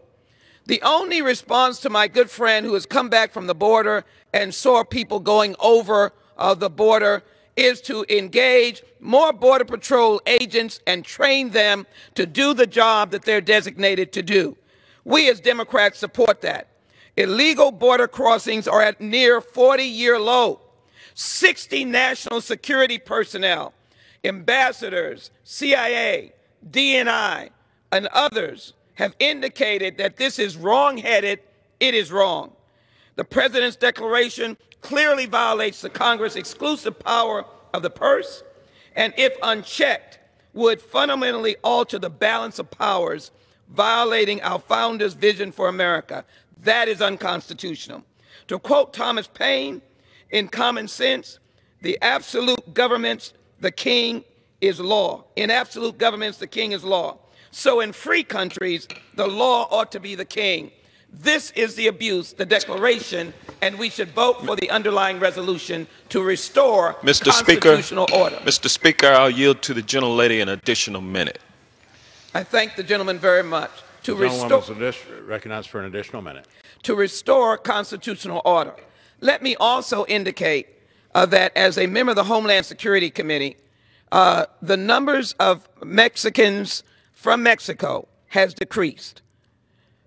The numbers coming now are what we call OTMs, other than Mexico. They are coming and fleeing bloodshed in countries where they're being threatened with the decapitation of their head. Mothers being told that if you stay, we know you're pregnant, you can have the baby and we'll kill you after your birth. These are the stories that those of us who visited the border over and over again are hearing. If there is a crisis, it is a humanitarian crisis. But we as Democrats have no problem with funding the resources necessary for the border, including, as indicated, the increase in personnel, technology, and transportation equipment. I have been to the border when the need for night goggles and other types of equipment were rendered important. Let us do the right thing, vote on this resolution, and do the constitutional point of restoring order to this government. I yield back. Gentleman from Georgia reserves. The gentleman from Missouri. Thank you, Mr. Speaker. Mr. Speaker, make a point of clarification, because the statement was made that individuals from outside this country coming to ports of entry seeking asylum are entitled to that. No one outside this country is entitled to anything in this country. They can be heard, but they're not entitled to asylum in the United States just because they ask for it, just because they seek it. They aren't entitled to anything within this country. And with that, I would reserve balance my time. Gentleman reserves. The gentleman from Georgia. Thank you, Mr. Speaker. I believe that most learned colleagues in this chamber understand that under U.S. law, we have granted persons approaching our border the right to apply for asylum. That doesn't mean that asylum will be granted, but they certainly have a right to apply for it. It's the it's the humane thing to do in a civilized society. This is the law that America has proceeded under for centuries. And now we have a naked power grab by the chief executive of this great nation, the President of the United States, seeking to do the job of the legislative branch and his own job, but there's a problem. It's only the legislative branch that appropriates funding for various occurrences. And the legislative branch has not given this president what he has sought. That is a down payment on a border wall, which is a monument to a campaign promise that he made. This legislature has not given him that authority, and so in a naked power grab, he's seeking to do it by declaring an emergency when in fact no emergency exists. Mr. Speaker, at this time, I am pleased to yield to the gentle lady from Washington, D.C., my friend, a staunch advocate for the people of Washington, D.C., none other than my good friend Eleanor Holmes Norton, for 1 minute. The gentlewoman from the District of Columbia is recognized for 1 minute. I thank the gentleman for yielding. I don't even want to speak to the underlying issue. I want to speak to what it is we are doing here. The president signed a bill. He didn't have to. He could have retained his power. Now he proposes to ignore the bill he signed and act as if the Congress did not exist. This is the road to dictatorship. The Congress cannot ever agree with an executive that takes our power. That is what this bill does. We have gradually given our power, sometimes for expedience sakes, sometimes to avoid controversy. Today, we are on notice that we will not give the power that belongs only to the Congress to the President of the United States. I yield back. Gentleman from Georgia reserves the balance of his time. Gentleman from Missouri is recognized. Yeah, can I inquire the remaining time? Yes, gentleman from Missouri has 4 minutes. Gentleman from Georgia has a minute and a quarter. I'd reserve the balance of my time. Missouri reserves the balance of his time. Gentleman from Georgia is recognized. Thank you. At this time, I yield to the gentle lady from California and also the Speaker of this great House, as much time, for 1 minute, the Honorable Speaker Nancy Pelosi. Gentlewoman from California is recognized. I thank you, Mr. Speaker. I thank the gentleman for yielding. I thank him for the eloquent way that he has presented this legislation to the floor of the House. Mr. Speaker, I rise to quote from the Constitution of the United States. It begins with our statement of purpose of the nation, with the preamble. We, the people of the United States, in order to form a more perfect union, establish justice, ensure domestic tranquility, provide for the common defense, promote the general welfare, and secure the blessings of liberty to ourselves and our posterity, do ordain and establish this Constitution of the United States of America. Immediately following that sacred purpose says Article 1. Article 1, the legislative branch. Perhaps it's time for our country to have a civics lesson, a values-based civics lesson. I applaud our colleague, Congressman Castro, for his leadership in ensuring that this House was ready to reassert our responsibility under the Constitution in its systems of checks and balances. In their wisdom, our founders rejected the idea of a monarch. They didn't want to live under that. They made that clear. They fought a war of independence to free themselves from that. And therefore, in their wisdom, they put forth in this Constitution a heart and soul and core of it the separation of powers, co-equal branches of government to be a check and balance on each other. They saw the wisdom of that and then, of course, added the Bill of Rights with further freedoms enumerated. But the core of the Constitution is the separation of powers. So today, we are on this floor of the House, and our colleagues have spoken eloquently about the reality or mythology of the crisis at the border that the President contends. They've spoken eloquently about the opportunity cost of the money that the President wants to use for this ill-conceived wall and what it means to our national security.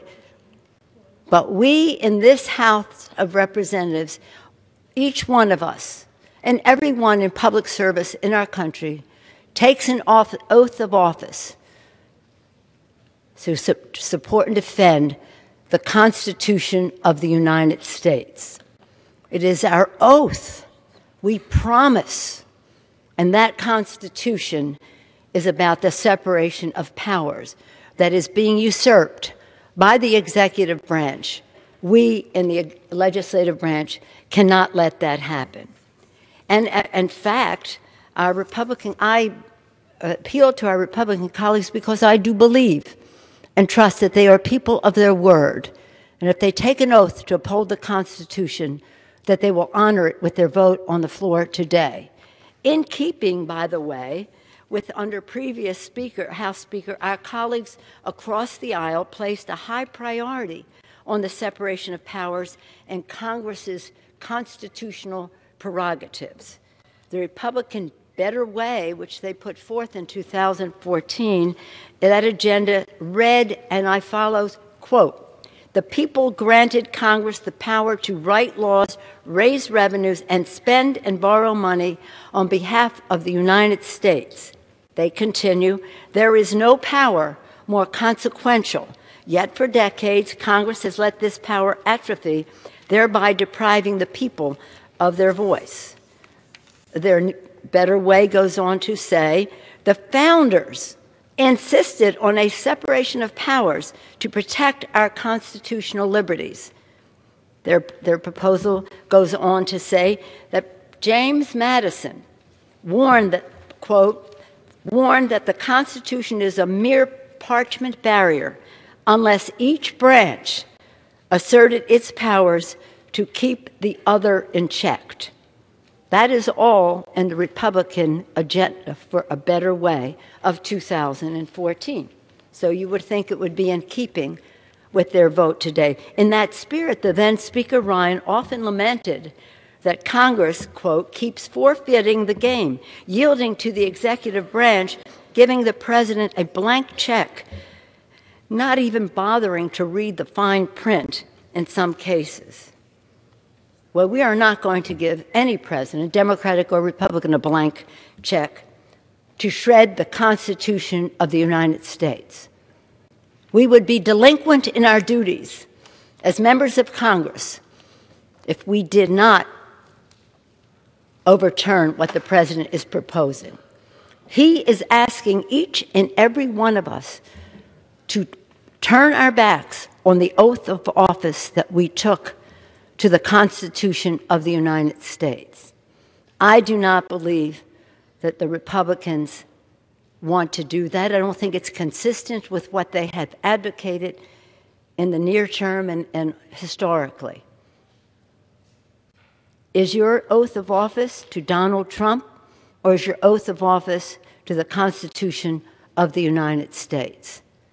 You cannot let him undermine the strength of your pledge to protect and defend the Constitution. Again, our colleagues have talked about the opportunity cost of taking money from our national security and spending it in this way. I was at the border this weekend. We all have our stories and the rest, but whatever you think about the wall, let's just put that aside for a moment. And whatever you think about where you take the money from and where you put it, which is substantial, but putting that aside for a moment. The question is, what do you think about yourself, your Congress, your conscience, your oath of office. Your oath of office. And I trust that our colleagues, as I say, will be consistent in their beliefs and join us in honoring the oath we all take to support. The resolution is not about politics. It's not about partisanship. It's about patriotism. It's about the Constitution of the United States, which I hold in my hand here. And George Washington on the cover of this says, "Its only keepers, the people." We in the People's House are the keepers of this Constitution. We in the Congress are the keepers of this Constitution. We in this Congress are in Article 1, the Congress of the United States, spelled out very clearly in the Constitution the powers given to the legislative branch, the powers of the purse, the power to declare war, powers enumerated very carefully by our founders. How can you ignore that? And so I urge a strong bipartisan support of this vital resolution to honor our oath, to bear true faith and allegiance to the Constitution. True faith and allegiance to the Constitution. I urge a yes vote and yield back the balance of my time. Gentlewoman from California yields back the balance of her time. Gentleman from Georgia reserves the balance of the time. Members are reminded that all comments will be referred to the chair. This time, the chairman from Missouri is recognized. Thank you, Mr. Speaker. Is the majority, are they prepared to close? We have no further witnesses and we're prepared to close. Thank you, Mr. Speaker. Gentleman from Missouri is recognized. Thank you, Mr. Speaker. Don't you think find it ironic, I guess, and actually it's kind of ludicrous that we talk so much about how much this wall is going to cost and how inhumane it is and how immoral it is, and yet we build thousands and thousands of miles and spend millions and millions of dollars on noise abatement wall in our suburbs and our urban areas all over the country, 30 feet high, 20 feet high, all over the country, but yet we can't do something to protect our border. That's not a crisis, Mr. Speaker. This is a crisis. What we're talking about today is a crisis. President Obama agreed when he requested emergency funding in 2014 to deal with the crisis on the border. And when he declared a national emergency because of transnational drug traffickers. Since fiscal year 2012, Customs and Border Patrol has seized 4 million pounds of drugs at ports of entry, more than 11 million pounds of drugs between ports of entry. Nearly 3 times as many drugs are seized between ports, Mr. Speaker. Many of our colleagues on the other side of the aisle recognize the need for a border wall. Voting to authorize a wall in 2006 and again under President Obama in 2013. And last year we passed bipartisan legislation to address the growing impacts of opioids in our communities, drugs that continue to flow into our country through our southern border. We all agreed on a bipartisan basis that there was a crisis, but now suddenly they're calling this a manufactured crisis. The National Emergencies Act is clear, Mr. Speaker. The President's authority is clear. The President is acting within the authority that Congress has given him. And with that, Mr. Speaker, I would urge a no vote on this resolution, and I would yield back the balance of my time. From Missouri yields back the balance of his time. Gentleman from Georgia is recognized. Thank you, Mr. Speaker. In approving the joint resolution terminating President Trump's illegal power grab, the House will make clear that nothing is more fundamental to the functioning of our democracy than the separation of powers among the 3 co-equal branches of government. The facts are clear. President Trump failed to convince a skeptical Congress to pay for an ineffective border wall. Instead, I urge now my colleagues to support this resolution. But I must ask you to ask yourself this question.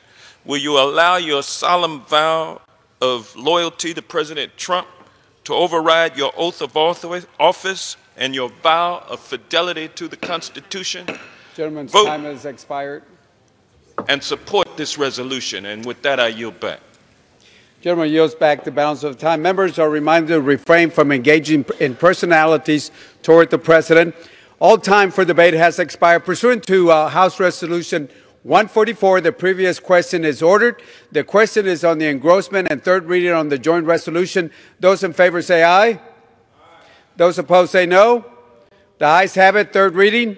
Joint resolution relating to a national emergency declared by the President on February 15th, 2019. The question is on the passage of the joint resolution. Those in favor say aye. Aye. Those opposed say no. The ayes have it. Mr. Speaker, may I inquire as the Mr. Speaker, I'd ask for the yeas and nays. The yeas and nays are requested. Those favoring a vote by the yeas and nays will rise. A sufficient number have risen. The yeas and nays are ordered. Pursuant to Clause 8 of Rule 20, further proceedings on this question will be postponed.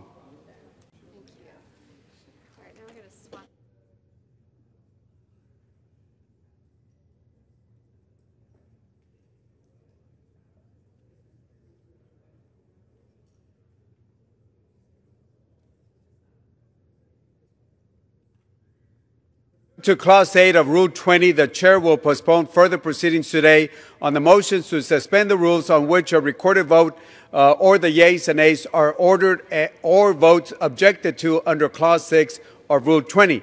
The House will resume proceedings on postponed questions at a later time.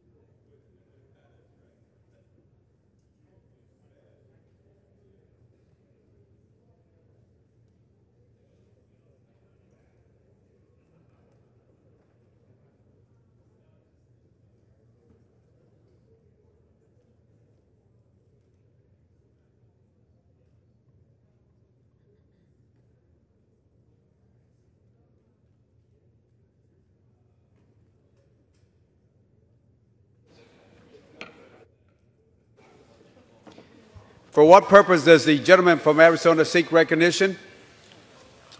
Thank you, Mr. Speaker, and I move that the House suspend the rules and pass the bill S-47. I ask unanimous consent that the debate under Clause 1C of Rule 15 on a motion to suspend the rules relating to S-47 be extended to 50 minutes. Without objection, the clerk will report the title of the bill. Senate 47, an act to provide for the management of the natural resources of the United States and for other purposes. Pursuant to the order of the House today, the gentleman from Arizona, Mr. Grijalva, and the gentleman from Utah, Mr. Bishop, each will control 25 minutes. The chair recognizes the gentleman from Arizona, Mr. Grijalva. Thank you, Mr. Speaker. I ask unanimous consent that all members may have 5 legislative days in which to revise and extend the remarks and include extraneous material on a measure under consideration. Without objection, the gentleman is recognized. Thank you again, Mr. Speaker, and I yield myself as much time as I may consume. Gentleman is recognized. It's my pleasure to rise today on behalf of a significant bipartisan benefit for conservation in the United States. S-47, the lands package, is the product of many months of negotiation and many years of committee process. The bill benefits all Americans. By protecting ecosystems, preserving our cultural heritage, and connecting the people to their lands, we demonstrate that this Congress's commitment to public lands that serve all Americans. I am particularly proud that this package will permanently authorize the Land and Water Conservation Fund, a program that supports recreation, access, and conservation in all 50 states. LWCF works for the people and no direct cost to the taxpayer. It enhances America's enjoyment of public lands across this nation. It's time to guarantee the future of this very important program. In addition to LWCF, the package would add over 1 million acres of wilderness, designate new national monuments, and expand 3 national parks, to name a few of over the 100 provisions. I'm proud to support LWCF. I'm proud to support S47, and I hope my colleagues will similarly support this bipartisan effort. I want to offer my sincere thanks to my fellow collaborators on the legislation, Congressman Bishop and Senators Murkowski, Manchin, and Cantwell. Their willingness to work and to compromise was crucial in turning this bill into a reality. I congratulate them on their efforts. With that, Mr. Speaker, I reserve the balance of my time. Gentleman from Arizona reserves the balance of his time. Gentleman from Utah is recognized. Thank you, Mr. Speaker. I yield myself such time as I may consume. Gentleman is recognized. Look, when I became chairman of this committee, I vowed never to do this kind of a package. I thought that each bill deserved to be debated and to be moved as a standalone. Basically, we in the House did that. Unfortunately, the Senate did not, which is why there are at least 63 House-passed bills in this package, 62 of which were passed on suspension, that have been sitting in the Senate languishing for up to a year and a half. If somebody says they don't have time to look at all the stuff that's in here, there have been months that have been able to look at this stuff as it's been sitting over in the Senate. Much of it is of parochial significance, which means it solves local challenges. The very basis of all the bills that are in here is to put people above government. If indeed we're going to have public lands, there should be access to those lands. That's one of the reasons why, for the first time in years, we've had some sportsmen's activities that are put into this particular bill. So that sportsmen can assume if they're on public land, it's going to be open for recreational hunting and fishing and shooting and all manners of kind of outdoor recreation, unless it is specifically closed. And a land manager cannot be arbitrary with that.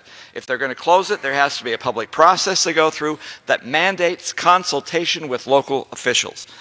It is extremely important that the bow hunters get some protection. Even duck hunters get some certainty in here. For the first time, we're going to have special days for duck hunting for youth and veterans, as well as those who are on active duty.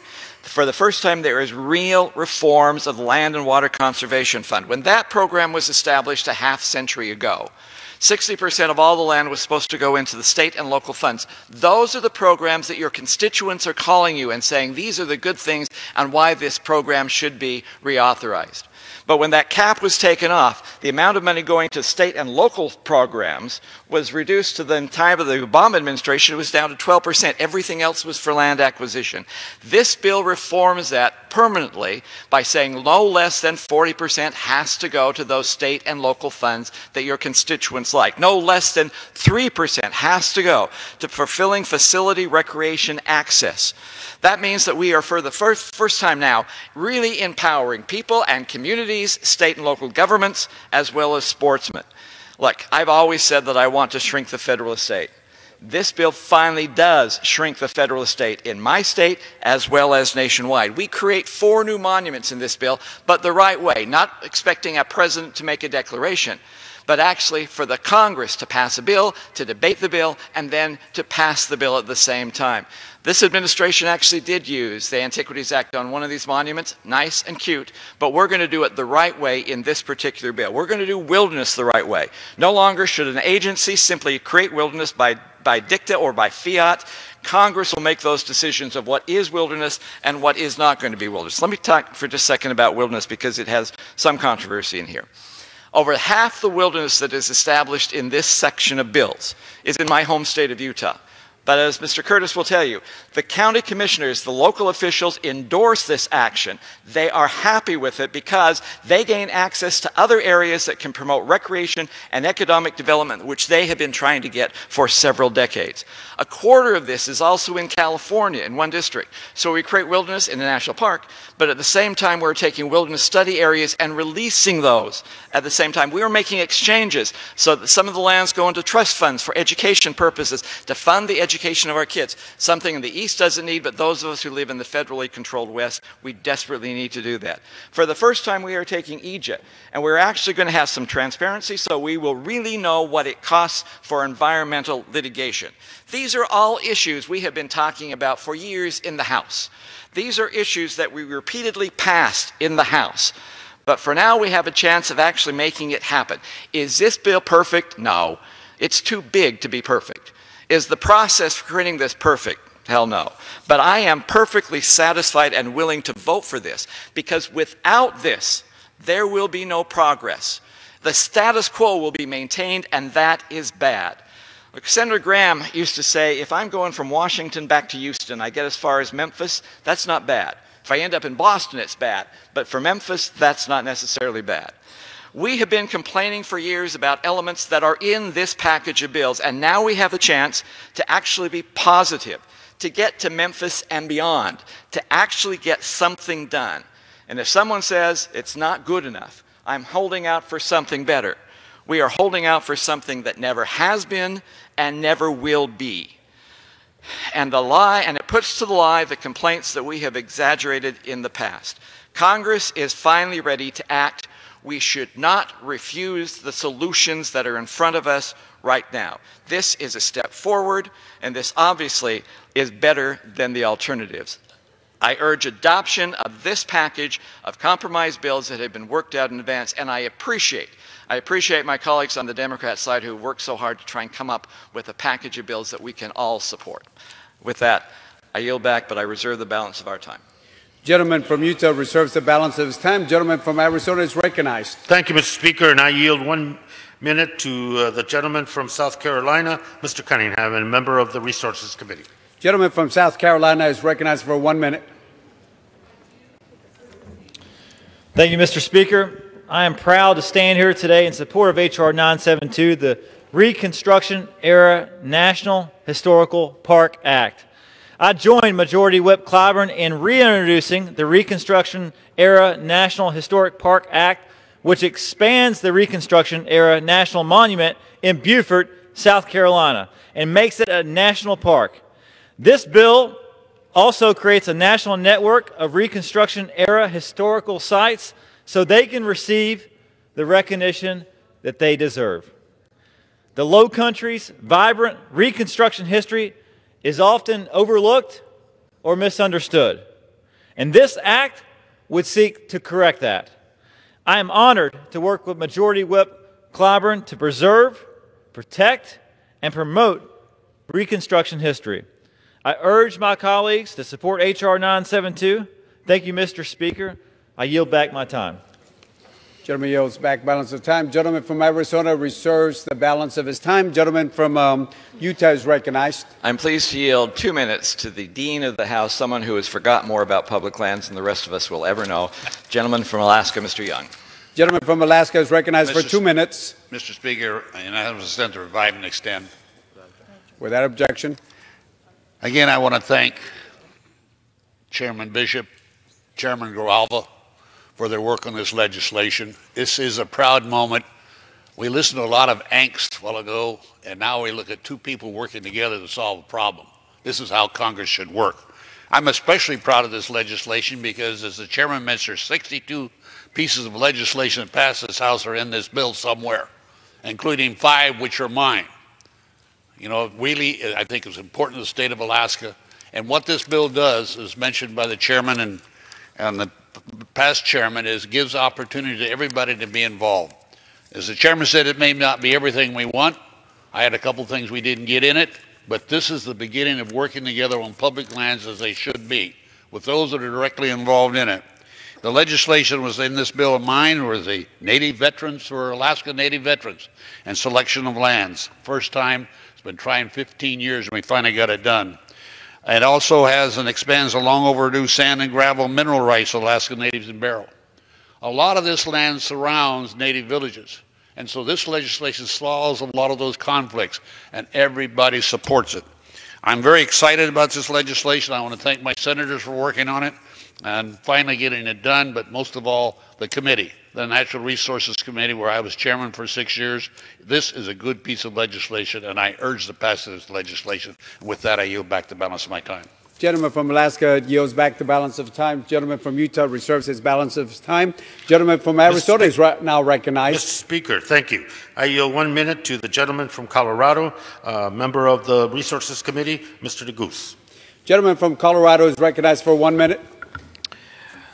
Thank you, Mr. Speaker. Mr. Speaker, I rise today as a Coloradan, an environmentalist, a conservationist, to support Senate Bill 47. I want to thank my home state colleagues in the Senate, of course, my friends from the other side of the aisle, and most importantly, our chairman, Chairman Grijalva, for his leadership with respect to this bill. In the great state of Colorado, we understand the value of our public lands.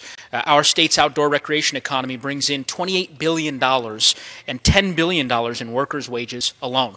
Investing in our public lands, conserving our wild places, is good for our economy, and it is good for our future generations. I'm proud that this bill not only includes 9 measures that would impact my state, but 2 provisions in particular that I introduced earlier this Congress that directly benefit Colorado's 2nd Congressional District. First, the Bolts Ditch Access and Use Act is an important provision that allows the town of Minturn in Eagle County, in my district, water access with use of the Bolts Ditch headgate. And secondly, the Wedge Act incorporates 124 acres of land adjacent to Rocky Mountain National Park into Arapahoe National Forest. I am excited to take up both of these provisions on the House floor today, both which will have a real local impact on the communities that I'm so honored to represent in Colorado's 2nd.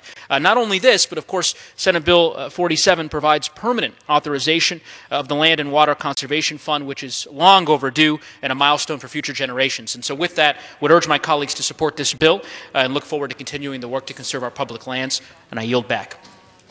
Gentleman from Colorado yields back the balance of his time. Gentleman from Arizona reserves the balance of his time, and gentleman from Utah is now recognized. I'm pleased to yield 2 minutes to my colleague from Utah, the gentleman, Mr. Curtis. Gentleman from Utah is recognized for 2 minutes. Mr. Curtis. Mr. Speaker, I rise today in support of this very important package, S47, the Natural Resources Management Act. This bill is comprised of dozens of smaller bills, including 2 that I've had the opportunity to sponsor, the Emory County Public Land Management Act and the Endangered Fish Recovery Programs Extension Act. The Emory County bill has been a locally driven effort and will bring long-term certainty to an area through various designations and expanding Goblin Valley State Park for better management. It will also generate millions of dollars for Utah school kids through the school trust land exchanges. Also in this package, the Endangered Fish Recovery Programs Extension Act will ensure access to critical water sources and continue to promote the recovery of 4 endangered species. There are many who deserve praise for their years and decades of work on these bills.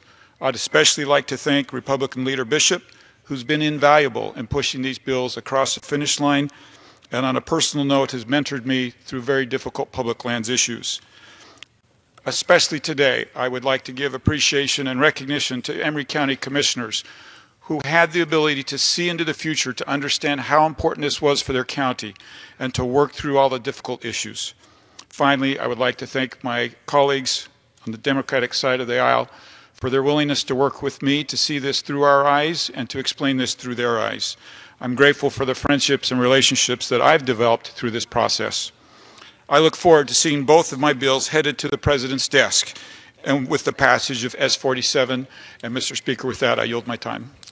Gentleman from Utah yields back the balance of his time. Gentleman from Utah, Mr. Bishop, reserves the balance of time. At this time, the gentleman from Arizona is recognized.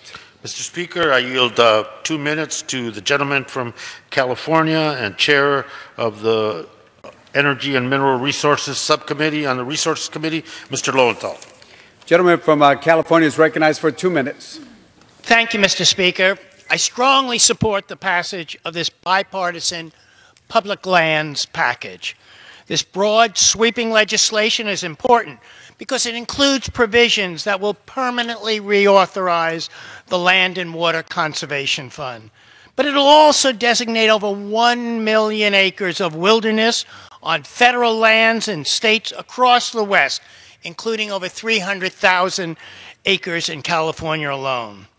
The bill also includes the Wildlife Innovation and Longevity Driver Act, or the WILD Act, a bill I'm proud to co-lead in the House with my Alaska colleague, Representative Don Young.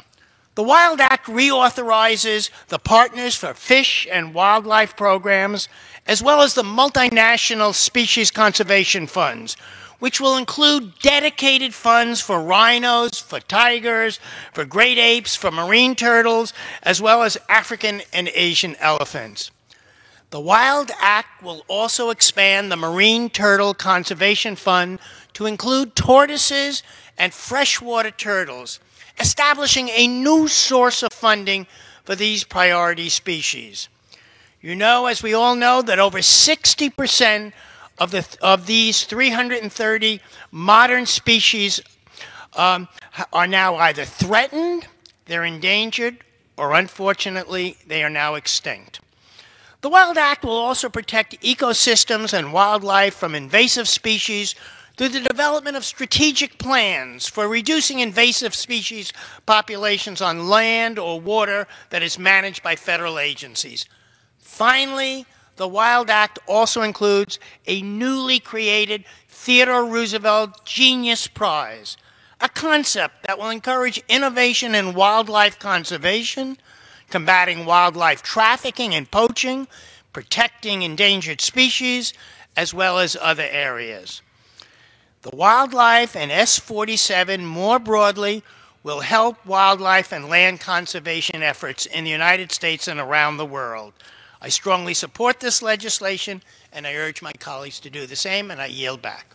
Gentleman from California yields the balance of his time. Gentleman from Arizona reserves the balance of his time. Gentleman from Utah is recognized. I'm pleased to announce or to recognize one of the senior members from Kentucky who can talk about how you do a monument the right way. Mr. Rogers, for a minute. Gentleman from Kentucky is recognized for 1 minute. Thank you, Ranking Member Bishop, for yielding me this time. And mainly for your support of the Mill Springs National Monument Act, which is included in this great package before us today. And you did it the right way, Mr. Chairman. The nonprofit Mill Springs Battlefield Association has worked tirelessly for nearly 3 decades to preserve and maintain more than 900 acres to honor and commemorate the first major Union victory in the Civil War, even constructing a 10,000 square foot visitor center and museum at the site where the National Cemetery is located. I was proud to introduce legislation that would add this historic battlefield in Kentucky's Wayne and Pulaski counties to the National Park System. Enactment of S-27 today will ensure that this national treasure is protected, preserved, and promoted well into the future. I therefore urge your support, and especially to Mr. Bishop, who over the years as chairman of the committee worked with us in great detail on this project. I want to especially say my thanks to Ranking Member Bishop and the committee. I yield. Kentucky yields back the balance of his time. Gentleman from Utah reserves the balance of his time. Gentleman from Arizona is now recognized. Mr. Speaker, I yield 1 minute to the gentlelady from New Mexico, Chair of the Public Lands Subcommittee on the Resources Committee, Ms. Holland. Gentlewoman from New Mexico is recognized for 1 minute. Thank you, Mr. Chairman. Mr. Speaker, as a 35th generation New Mexican, I rise today in support of Senate Bill 47. This bill represents a major victory for conservation, and I want to congratulate the chairman and his co-drafters on its success. In my home state of New Mexico, new protections in the Oregon Mountains, the Cerros del Norte, and San Juan County will add over 250,000 acres of new wilderness, the highest conservation protection this Congress can bestow. These lands will preserve our ecosystems, protect access to clean, consistent water flows, and help our state to begin to adapt to the realities of climate change. By permanently authorizing the Land and Water Conservation Fund, S-47 will help my home state and every state in this nation, and I strongly encourage my colleagues to vote yes. With that, Mr. Speaker, I yield back. Gentlewoman from New Mexico yields back the balance of her time. Gentleman from Arizona reserves the balance of his time. Gentleman from Utah is recognized. I'm pleased to yield 2 minutes to the gentleman from Oregon, someone who used to be on our committee but went over to the dark side and is now former chairman somewhere else. Mr. Walden. Gentleman from Oregon is recognized for 2 minutes. I thank the gentleman. As the top Republican on the Energy and Commerce Committee, we enjoy the relationship and camaraderie we have with the Natural Resources Committee. And I want to thank the gentleman from Utah and my friend, Mr. Grijalva, the chairman of the committee, for once again bringing this measure forward affecting Crooked River Ranch. The Crooked River Ranch Fire Protection Act is essential to saving lives in Central Oregon. With another wildfire season just on the horizon, the people of Crooked River Ranch are really deeply concerned that they could become the next Paradise, California. And they're deeply concerned that their community could be turned into ash as wildfire feeds off the dense fuel loads that surround this community of 5,000 people. And they're there because of a lack of proper management to thin out the fuel loads, because this area is in a wilderness study area. And what we're doing here is moving the boundary back about 800 acres. So at the BLM, it will all stay public, the BLM can come in and use mechanical treatment literally to reduce juniper and sagebrush so that the firefighters can come in and fight fire if they do get one. We know what happens in this kind of terrain. The tragedy, the loss of life, the loss of homes, the loss of community. There are 5,000 people out on a rim, if you will, in a canyon with only one way in and one way out. And the fire chief has told me that if fire breaks out and it's the wrong kind with enough wind, he might not put his firefighters in there. So today we are going to save lives thanks to your work. Harry Ward, the fire chief, said, "This has created a dangerous environment and continues to threaten the people that live there. This legislation will adjust that WSA. The important public safety legislation will give peace of mind to the residents of Crooked River Ranch. Last year, a fire only a few miles away burned 2,000 acres. It destroyed 2 homes in less than a day. The next fire season is not far away. We do not want to see images like this of homes turned to ash and lives destroyed in Central Oregon, where we have a real opportunity to prevent that from happening thanks to this bipartisan legislation. So I want to thank my senators who worked on this. I want to thank Mr. Grijalva, Mr. Bishop for their work on this, and I appreciate your bringing it in as part of the package of bills that now will go to President Trump, who I'm convinced will sign it into law. With that, Mr. Speaker, I yield back the balance of my time. Gentleman from Oregon yields back the balance of his time. Gentleman from Utah reserves the balance of his time. Gentleman from Arizona is recognized. Thank you very much, Mr. Speaker. I'd like to yield 2 minutes to the gentlelady from Michigan, Ms. Dingell, and member of the Resources Committee. Gentlewoman from Michigan is recognized. Thank you, Mr. Speaker, and I thank the gentleman from Arizona for yielding and for his leadership on this issue. I rise in strong support of S47, the National Resources Management Act.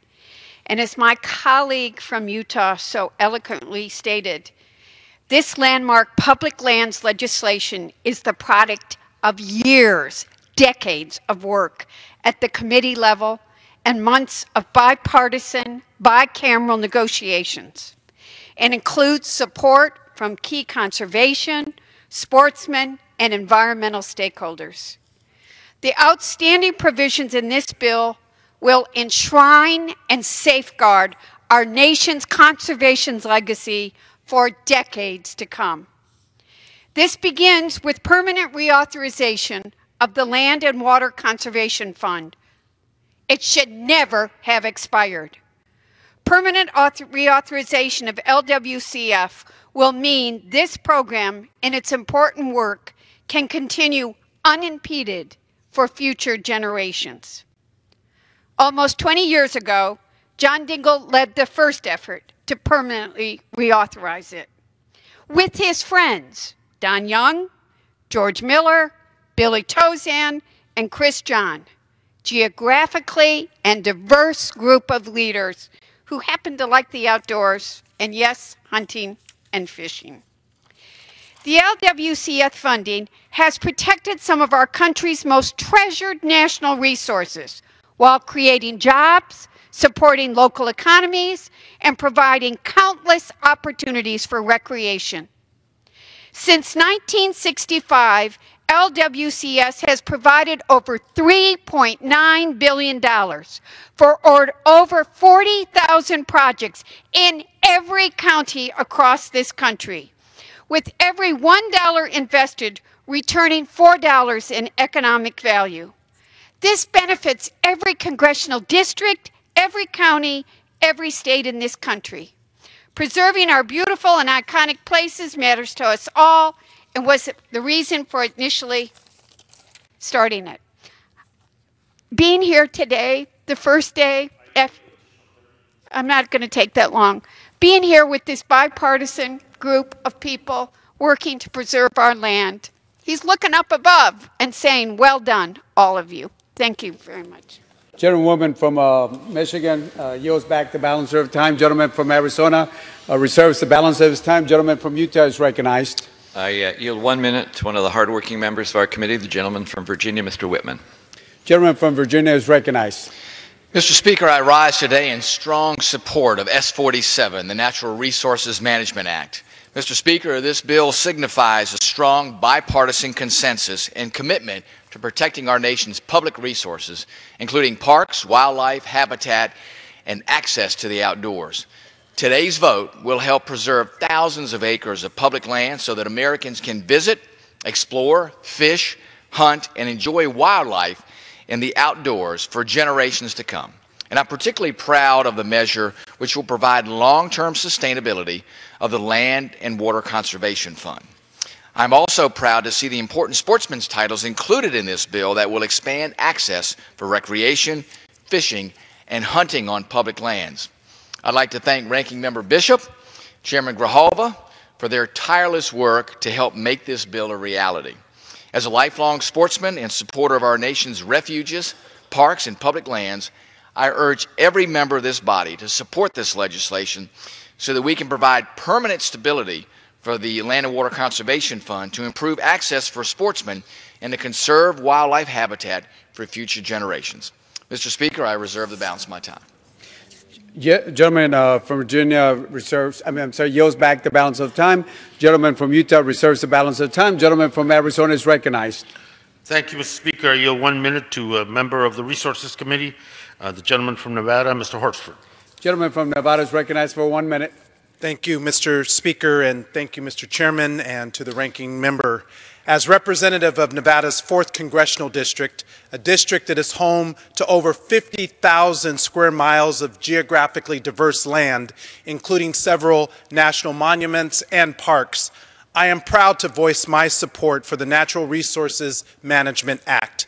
As we've heard, this bill permanently reauthorizes the Land and Water Conservation Fund, an integral conservation program that has provided the state of Nevada with $40 million for investment in local parks and another $60 million to benefit our public lands. Moreover, this bill expands access to outdoor recreation opportunities for communities across America. Outdoor recreation is a vital aspect of Nevada's economy. In 2017, it supported nearly 90,000 jobs, contributed $4 billion in wages, and spurred $12 billion of consumer spending in our state. I am proud to vote for this bill to expand outdoor recreation opportunities, particularly for our underserved communities, many of whom depend on federal funding to develop parks and recreation. As the 116th Congress continues, I look forward to working with my colleagues on both sides of the aisle to continue to develop conservation programs that work for all of America. I yield back. Gentleman from Nevada yields back the balance of the time. Gentleman from Arizona reserves the balance of his time. Gentleman from Utah is recognized. I'm pleased to yield a minute to a gentleman who has never been on our committee, but we have appreciated his friendship in helping to move this package. Then, gentleman from North Carolina, Ms. McHenry. Gentleman from North Carolina is recognized for 1 minute. I want to thank the former chairman and the ranking member for bringing this package today and the bipartisan work that we are advocating for here on the House floor. I rise in support of this important bill for two reasons. Two reasons directly related to Western North Carolina, where I'm honored to represent. First, it has a permanent reauthorization of the Land and Water Conservation Fund. This is a very important program that uses offshore energy resources to fund protecting lands that are of national importance, our rivers, our scenic byways, our lakes. Clean water in western North Carolina, access to the great outdoors has been a great driver of our economy, and LWCF has helped fund the preservation, protection of those areas. Second, I stand in support of this important bill because it reauthorizes the Blue Ridge National Heritage Area.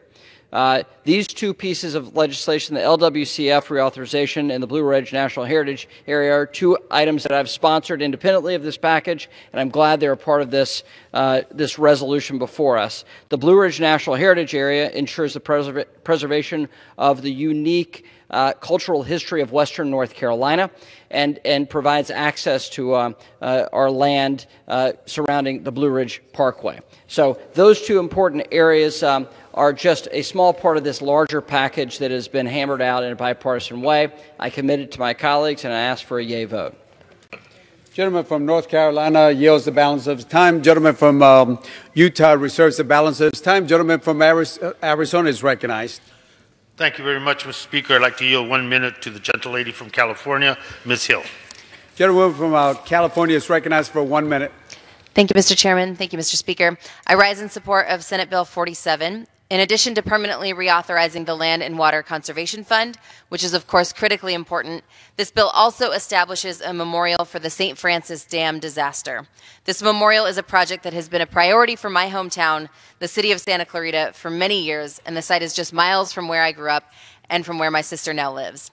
The St. Francis Dam was an integral part of our city's water infrastructure back in the 1920s. On March 12, 1928, the dam failed and the resulting flood killed over 450 people, cost millions of dollars, and destroyed many homes and other property. The collapse of the St. Francis Dam is considered one of the worst civil engineering failures of the 20th century and is the second deadliest disaster in California history.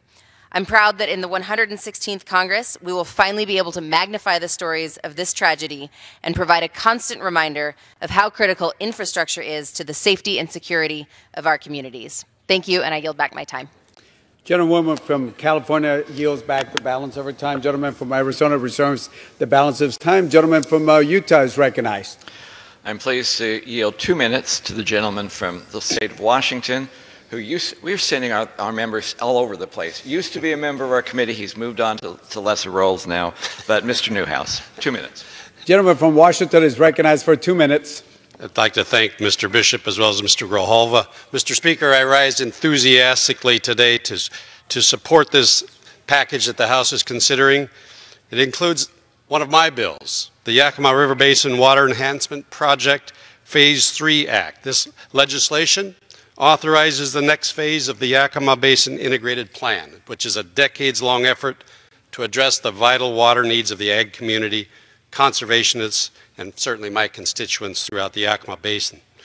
Mr. Speaker, I've not only worked on this project for the last 3 Congresses, but I hate to say my efforts go back even further, almost 30 years, more than I'd like to admit, as a farmer, former state legislator, and as director of the State Department of Agriculture. But today demonstrates the closest we've ever come to sending this crucial legislation to the President to sign into law. I firmly believe that the Yakima Work Group, the Implementation Committee, are a model for the rest of the nation to follow to address divisive issues. I invite all of my colleagues to come see for themselves. This group represents a diverse array of local, tribal, state, federal, ag, environmental, and private interests. And they've worked through decades of painstaking compromise, collaboration, and efforts to find solutions. So I rise to thank all of them for their hard work, all of the tribal leaders, the state federal partners, the commissioners of the counties, conservation organizations, the cities, the local irrigation representatives, and certainly the natural resources staff who've worked very hard on this all along, including Mr. Bill Ball. Without their hard work and deep commitment to addressing this comprehensive issue, we would not be as close as we are today in getting this crucial step done. I urge strong support of all my colleagues on both sides of the aisle for this package of legislation that we consider today. Thank you, Mr. Speaker. I yield back. Gentleman from Washington yields back the balance of his time. Gentleman from Utah reserves the balance of his time. Gentleman from Arizona is recognized. Thank you, Mr. Speaker. I yield 1 minute to the gentlelady from Massachusetts, Ms. Trahan. Gentlewoman from Massachusetts is recognized for 1 minute. Thank you, Mr. Speaker. I rise to commend the gentleman from Arizona and his staff for their tremendous work on this bipartisan bill. I particularly appreciate its inclusion of a provision originally authored by my predecessor, Nikki Songus, to add the Nashua River to the Wild and Scenic River system. Seeking this designation has been a labor of love for the communities in the watershed and local leaders like Marion Stoddard and Elizabeth Ainsley Campbell. I also value the bill's funding cap adjustment for Essex National Heritage Area. Finally, it is outstanding to see the bill's renewal of the Land and Water Conservation Fund, a program that has benefited nearly every corner of the nation, including Minuteman and Lowell National Parks in the district I grew up in and am proud to represent today. I urge the bill's swift passage, and I yield back. Gentlewoman from Massachusetts yields back the balance of her time. Gentleman from Arizona reserves the balance of his time. Gentleman from Utah is recognized. I'm pleased to yield a minute to the gentleman from Montana who worked very hard, especially in December, for the passage of this package, Mr. Gianforte. Gentleman from Montana is recognized for 1 minute. Thank you, Mr. Speaker. I rise today in strong support of S47 lands package. I want to thank both the chairman and the ranking member for their bipartisan work on this important bill. Our public lands define our Montana way of life. Three principles guide my approach. First, conserve our public lands, increase public access, and trust our local communities. These principles guided me to protect the gateway to Yellowstone National Park. I met with the residents and community leaders, and the consensus is clear. They don't want mining in Paradise Valley. That's why I introduced the legislation to permanently ban mining on 30,000 acres of public land just outside Yellowstone Park. That measure is included in this package today. This package also permanently reauthorizes the Land and Water Conservation Fund. Susan and I raised our kids hunting, fishing, and backpacking on our public lands in Montana, and I know how critical LWCF is to Montana. Permanently protecting the gateway to Yellowstone and permanently reauthorizing LWCF will help preserve and expand public access to our public lands. I strongly urge passage of this bill that's so important to Montana, and I yield back. Gentleman from Montana yields back the balance of his time. Gentleman from Utah reserves the balance of his time. Gentleman from Arizona is recognized. Thank you, Mr. Speaker. I yield 1 minute to the gentleman from Oregon, Mr. Schrader. Gentleman from Oregon is recognized for 1 minute. Thank you, Mr. Speaker. I rise to speak in support of the Natural Resources Management Act, a bipartisan package that includes my bill, the Molalla River Wild Scenic Rivers Act. This legislation would designate over 21 miles of the Molalla River as wild and scenic, a federal designation that will permanently ensure its protection and preservation as one of Oregon's many national state treasures. The idea to designate the Molalla River as a wild, scenic, recreational river was initiated over 12 years ago by Molalla residents who were looking to preserve and protect their river. I want to acknowledge and thank these community partners, chief among them, the Molalla River Alliance, American Rivers, Molalla River Watch, Northwest Steelheaders, the Oregon Department of Fish and Wildlife, and the city of Molalla. Also like to recognize the efforts of a few key individuals, Mike Moody, John Atkins, Jack Hammond, Mike Clark, Kay Patterson, Craig Roberts, Bill Taylor, David Morick, Bob Reese, and frankly so many others that have worked tirelessly on this project. It's because of their hard work that the cultural, historical, and recreational benefits of the Molalla River will be protected for generations to come. I urge support for the Natural Resources Management Act, and I yield back. Gentleman from Oregon yields back the balance of time. Gentleman from Arizona reserves the balance of his time. Gentleman from Utah is recognized. I'm pleased to yield a minute to the gentleman from South Carolina, also a former member of our committee, but also a leader in the sportsman's community, Mr. Duncan. Gentleman from South Carolina is recognized for 1 minute. Thank you, Mr. Speaker, and thank you, Mr. Chairman. As the former chairman of the Congressional Sportsman's Caucus and an avid outdoorsman, I rise today in support of S47, the Natural Resources Management Act. But let's be clear. Where does most of the funding come from to fund the Land and Water Conservation Fund? The Land and Water Conservation Fund is overwhelmingly funded by royalties from offshore oil and gas leasing on the Outer Continental Shelf. It is funded mostly from money energy companies that produce fossil fuels pay the federal government. Even though we're going to overwhelmingly even with bipartisan support, permanently reauthorize a program that has enjoyed success since 1964, it will remain in jeopardy. Why? Because many of the Democrats supporting this have also supported this asinine, illogical, and scientifically unfounded proposal called the Green New Deal. A shift under the Green New Deal away from oil and gas to complete dependence on renewables, and you can kiss this fund goodbye. How will they propose to pay for the Land and Water Conservation Fund? I can assure you it won't be from royalties generated by renewable energy. It will be from higher taxes. I support energy exploration and I support conservation, and this bill with as little cost to the American taxpayer. That's why I rise in support. But I implore everyone to think about how counterproductive the Green New Deal really is in actually conserving our precious environment. It's time we hold the New Deal supporters accountable to the lack of logic and science behind their proposals that have been estimated to cost up to $93 trillion. I yield back. Gentleman yields back the balance of the time. Gentleman from Utah reserves the balance of time. Gentleman from Arizona is recognized. Again, thank you, Mr. Speaker. Yield 1 minute to the gentlelady from Washington, Ms. Schreier. Gentlewoman from Washington is recognized for 1 minute. Thank you. Thank you, Mr. Grijalva. Thank you, Mr. Speaker. I'm excited to have the opportunity to speak on this bill, and I strongly encourage all of my colleagues to support this important lands package.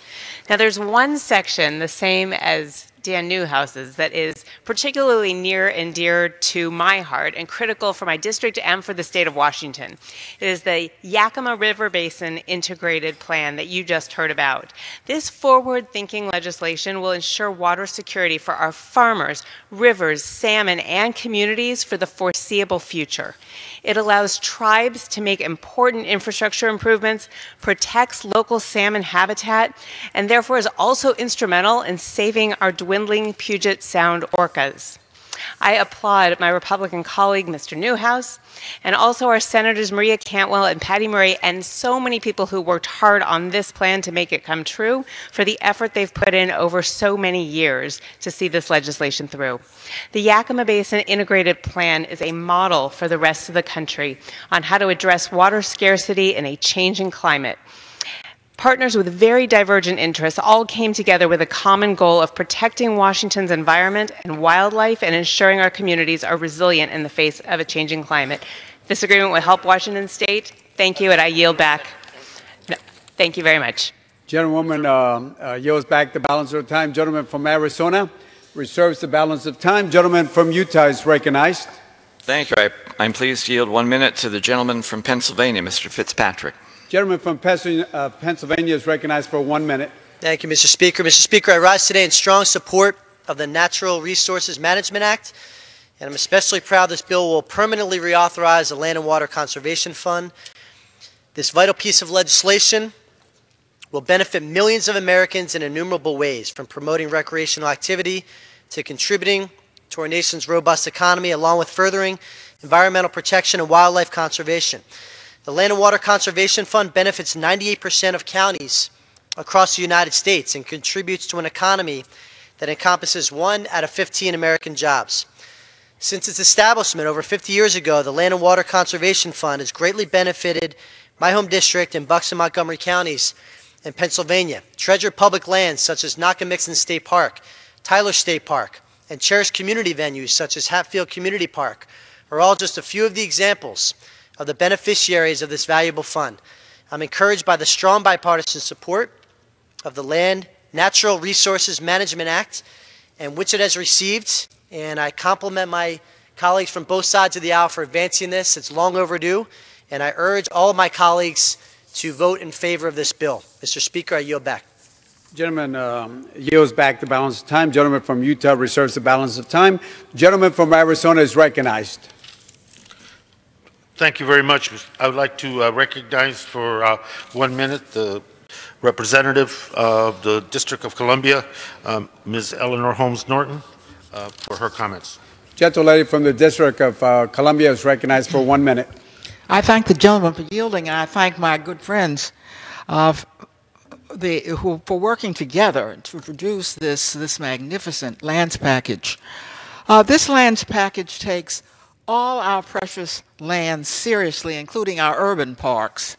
I particularly appreciate that this bill allows the District of Columbia to receive full state grant funding for our city parks. First up is Franklin Park in downtown D.C. to be rehabilitated with public-private partnership money using federal, local, and private sector funding. This bill incentivizes the private sector to step up and do its part and see that our public parks are as good for business as they are for people. The founders of the capital city made sure that the capital would be a city of parks.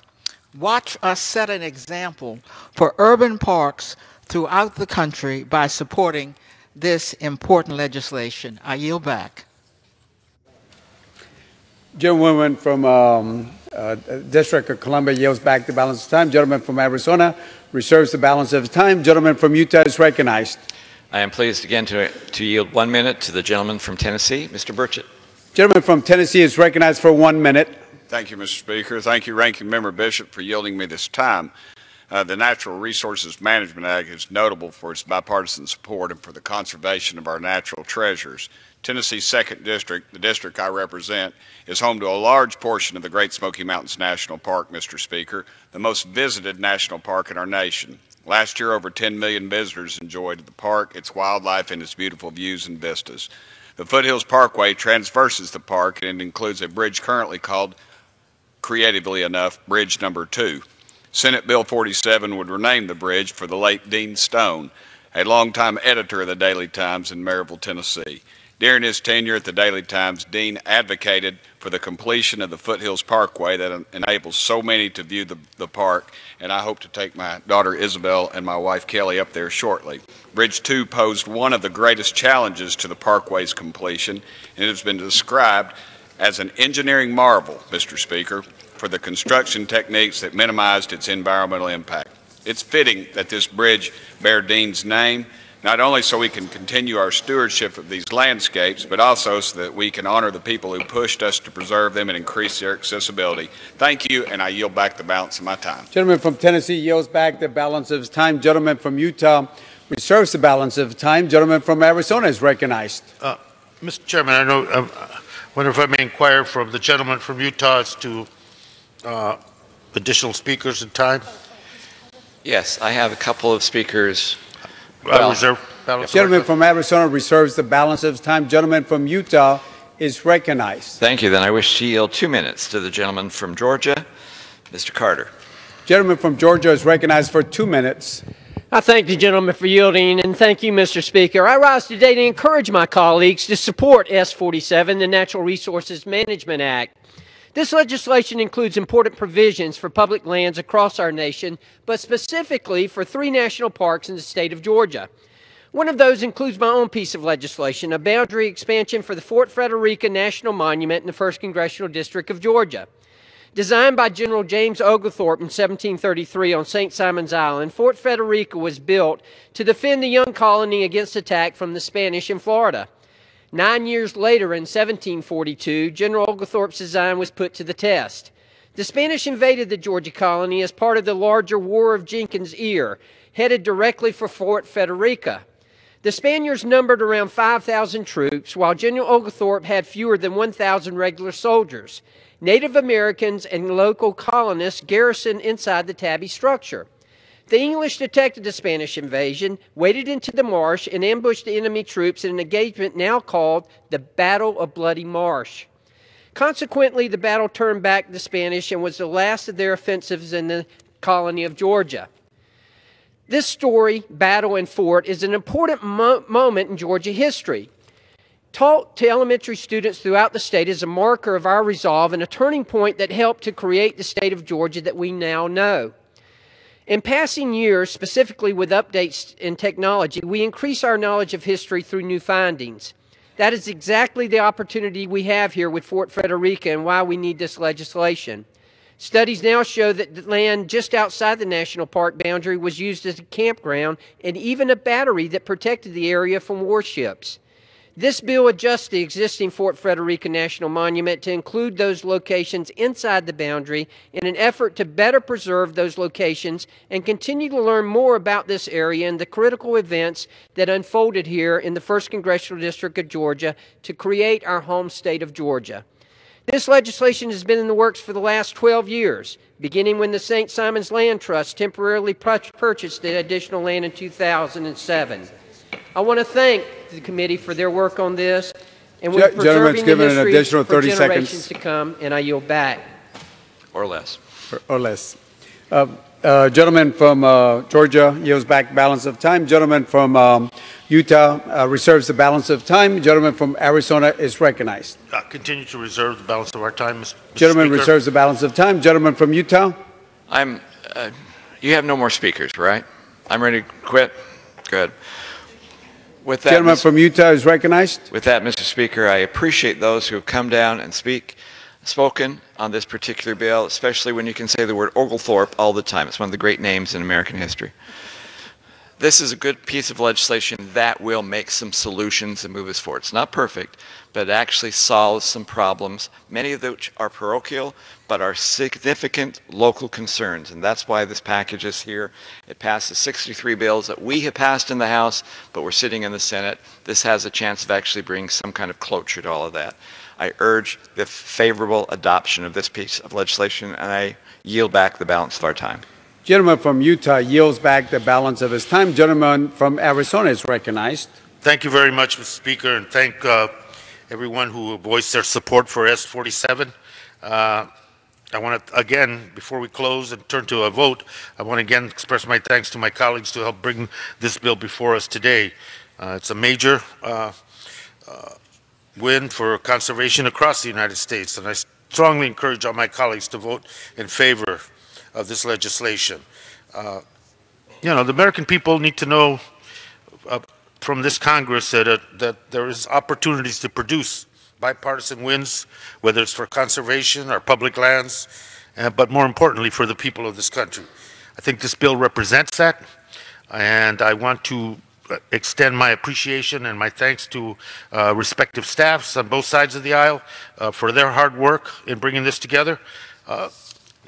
As my friend from Utah said at the outset of this conversation, and today, it's not a perfect bill, but it is an effort on the part of many of us that came to this with disparate views, different opinions, and opposition to some of the content of it. It was an effort to try to do something that reflected common ground. I think this bill reflects common ground. I think it is a win for all of us, and I encourage all my colleagues to vote in support of S47, and with that, yield back the balance of my time. Gentleman from Arizona yields back the balance of his time. The question is, will the House suspend the rules and pass Senate 47? Those in favor say aye. Those opposed say no. In the opinion of the chair, two-thirds being the affirmative. Mr. Speaker. Gentleman from Utah. On that, I very reluctantly ask for the yeas and nays. The yeas and nays were requested. All those in favor of taking this vote by the yeas and nays will rise and remain standing until counted. A sufficient number have risen. The yeas and nays are ordered pursuant to Clause 8 of Rule 20. Further proceedings on this question will be postponed. Proceedings will resume on questions previously postponed. Votes will be taken in the following order: passage of House Joint Resolution 46 and the motion to suspend the rules and pass S47. The first electronic vote will be conducted as a 15-minute vote. Pursuant to Clause 9 of Rule 20, remaining electronic votes will be conducted as 5-minute votes. The unfinished business is pursuant to Clause 8 of Rule 20, the unfinished business is a vote on the passage of House Joint Resolution 46, on which the yeas and nays are ordered. The clerk will report the title of the joint resolution. House Joint Resolution 46, joint resolution relating to a national emergency declared by the President on February 15, 2019. The question is on the passage of joint resolution. Members will record their votes by electronic device. Members, this is a 15-minute vote. 15-minute vote.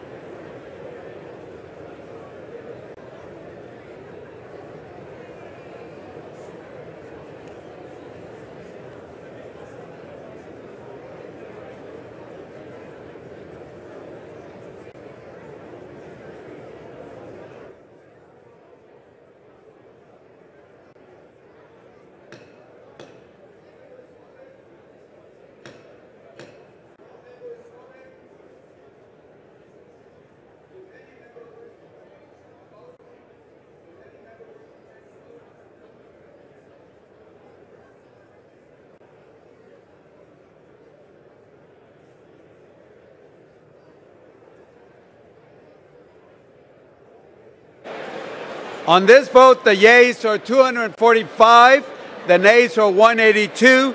The joint resolution is passed without objection. The motion reconsidered is laid on the table.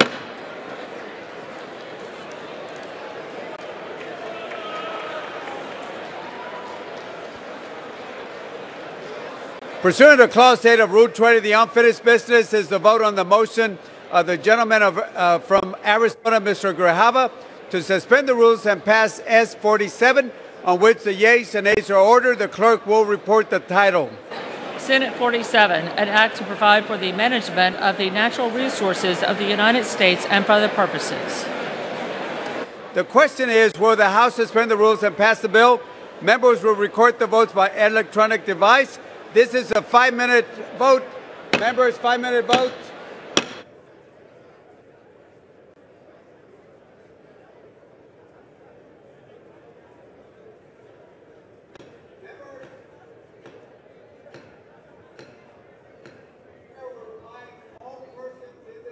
That they're here as guests of the House and that any manifestation of approval or disapproval of proceedings is a violation of the rules of the House.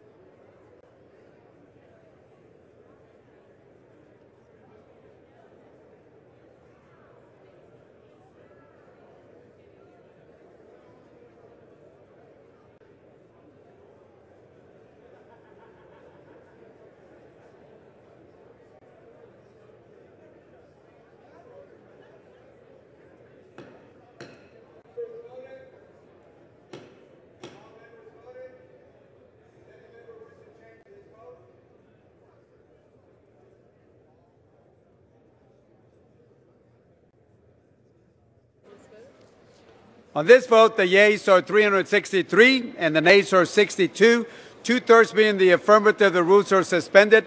The bill is passed, and without objection, the motion to reconsider is laid on the table.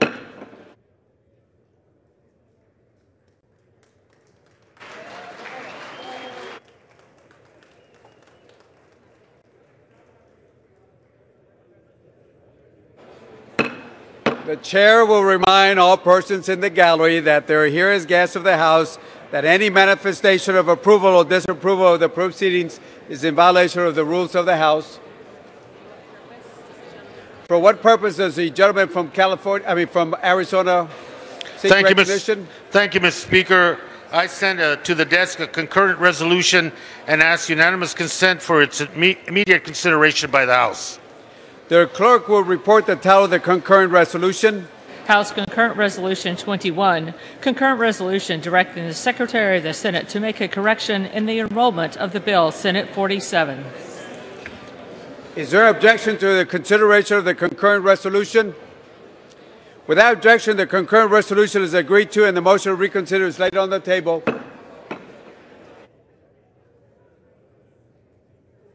For what purpose does the gentleman from Alabama seek recognition? Mr. Speaker, I seek unanimous consent that the Committee on Judiciary be discharged from further consideration. Gentlemen, members, the House is not in order. Gentleman from Alabama. Thank you, Mr. Speaker. I ask unanimous consent that the Committee on Judiciary be discharged from further consideration of H.R. 962, the Born Alive Abortion Survivors Protection Act, and ask for its immediate consideration in the House. Under the guidelines consistently issued by successive speakers as recorded in Section 956 of the House Rules and Manual, the chair is constrained not to entertain the request unless it has been cleared by the bipartisan floor and committee leadership. Speaker, if this unanimous consent request, which would prevent the killing of a living child, cannot be entertained, I wonder what has might not be. been recognized for debate.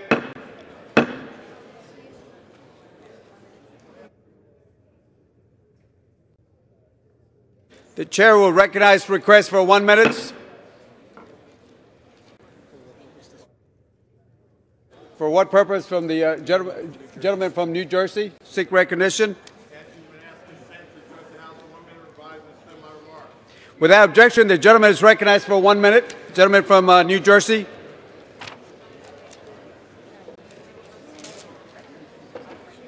Hop along, hop along. Right. Gentlemen, you all look distinguished.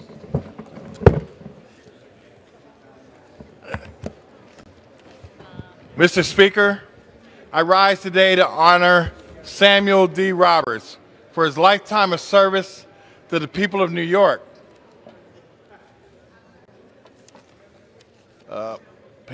Turn the page. Sam's career began with General Motors, where he was a union worker who served as the chairman of the UAW Local 465 Education and Civil Rights Committee. While at GM, Sam served 5 terms as an Onondaga County legislator, and then the people of New York's 128th Assembly District sent him to represent them in Albany. After 5 years in the State Assembly, the Governor, Andrew Cuomo, tapped Sam to serve as Commissioner of New York's Office of Temporary Disability and Assistance, a $5.4 billion office that oversees more than 2,000 workers. Sam recently retired from government to serve as a special advisor to SUNY Oswego's president. Throughout it all, Sam's kept community first. He's created a positive change that will last for generations, both Onondaga County and throughout the state of New York. Mr. Speaker, I ask that my colleagues join me in celebrating Samuel D. Roberts, a pioneer, a community leader, and I yield back the balance of my time. The House will be in order.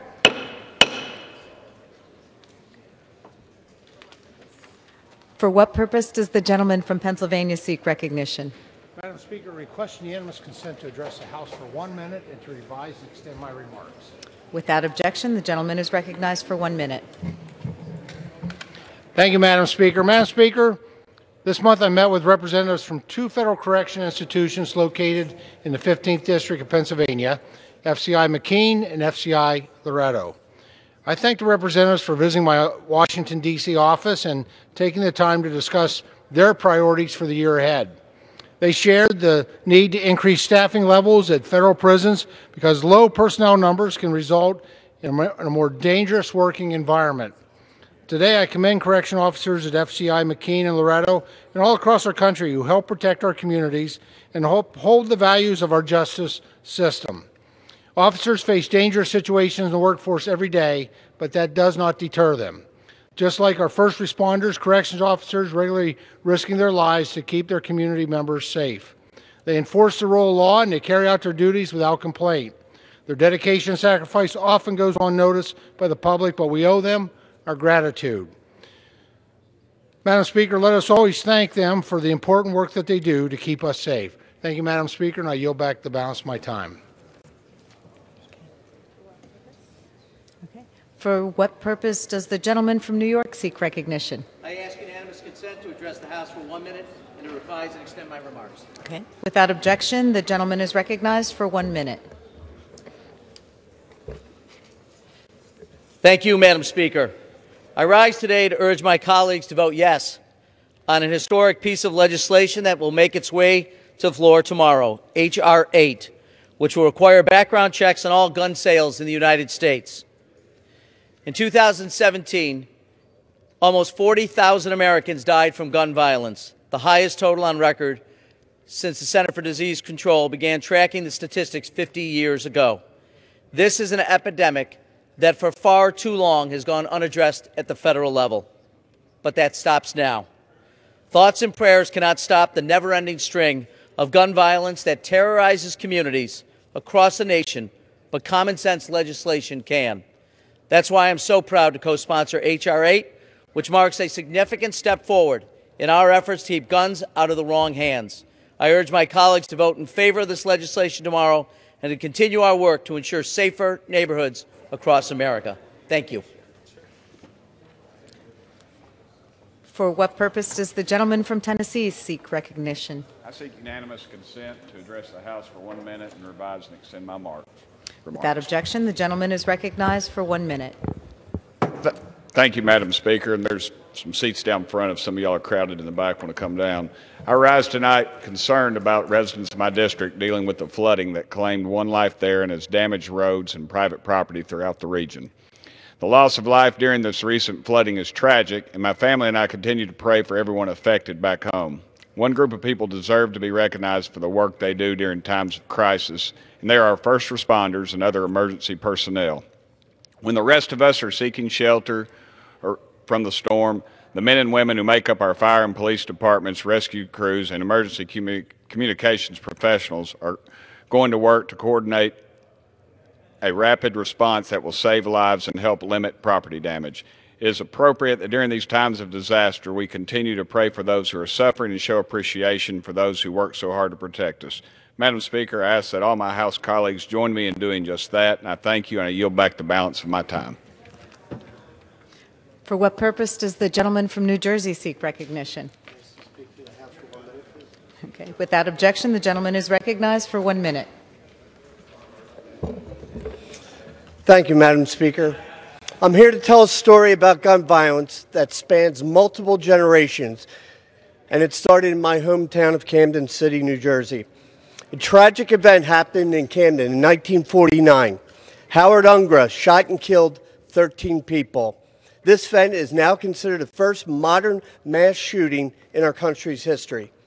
During those horrific events that unfolded, a 12-year-old boy hid in a closet as his mother and father were slaughtered.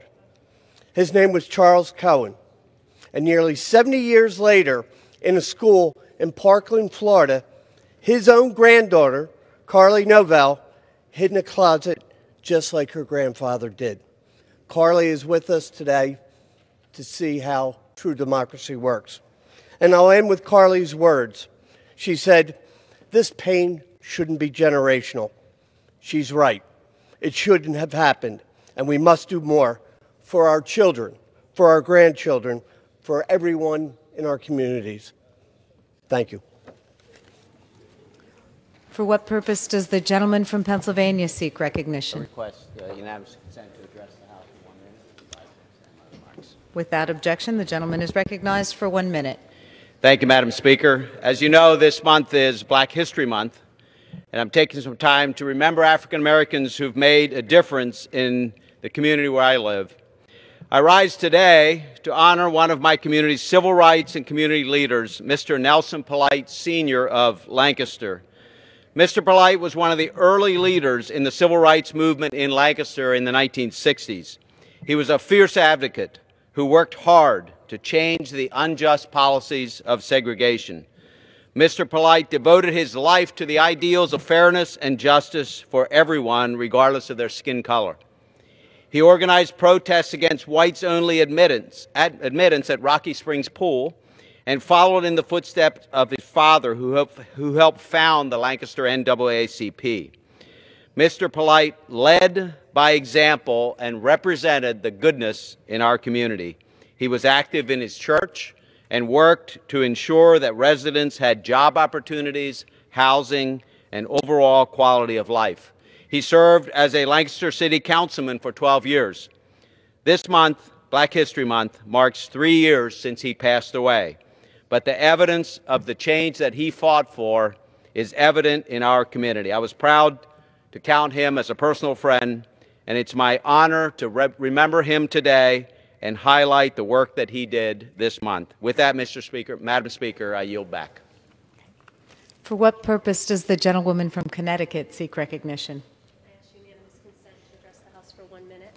Without objection, the gentlewoman is recognized for 1 minute. Thank you, Madam Speaker. I rise today to voice my support for 2 bills that the House will consider this week, H.R. 8 and H.R. 1112.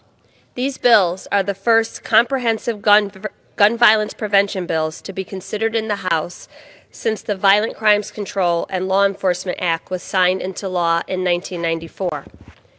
Far too often, innocent lives are claimed due to gun violence. Nearly 40,000 people die of gun-related injuries per year. While mass shootings often dominate the headlines, we cannot continue to turn a blind eye to gun violence happening on a daily basis in cities all over the country and even my own hometown of Waterbury, Connecticut. I've lived in a neighborhood where the sound of gunshot in the distance was as normal as hearing church bells. And as a teacher and a mother, I've seen firsthand how the fear of violence affects our children. For far too long, Congress has failed our communities by remaining silent on this issue.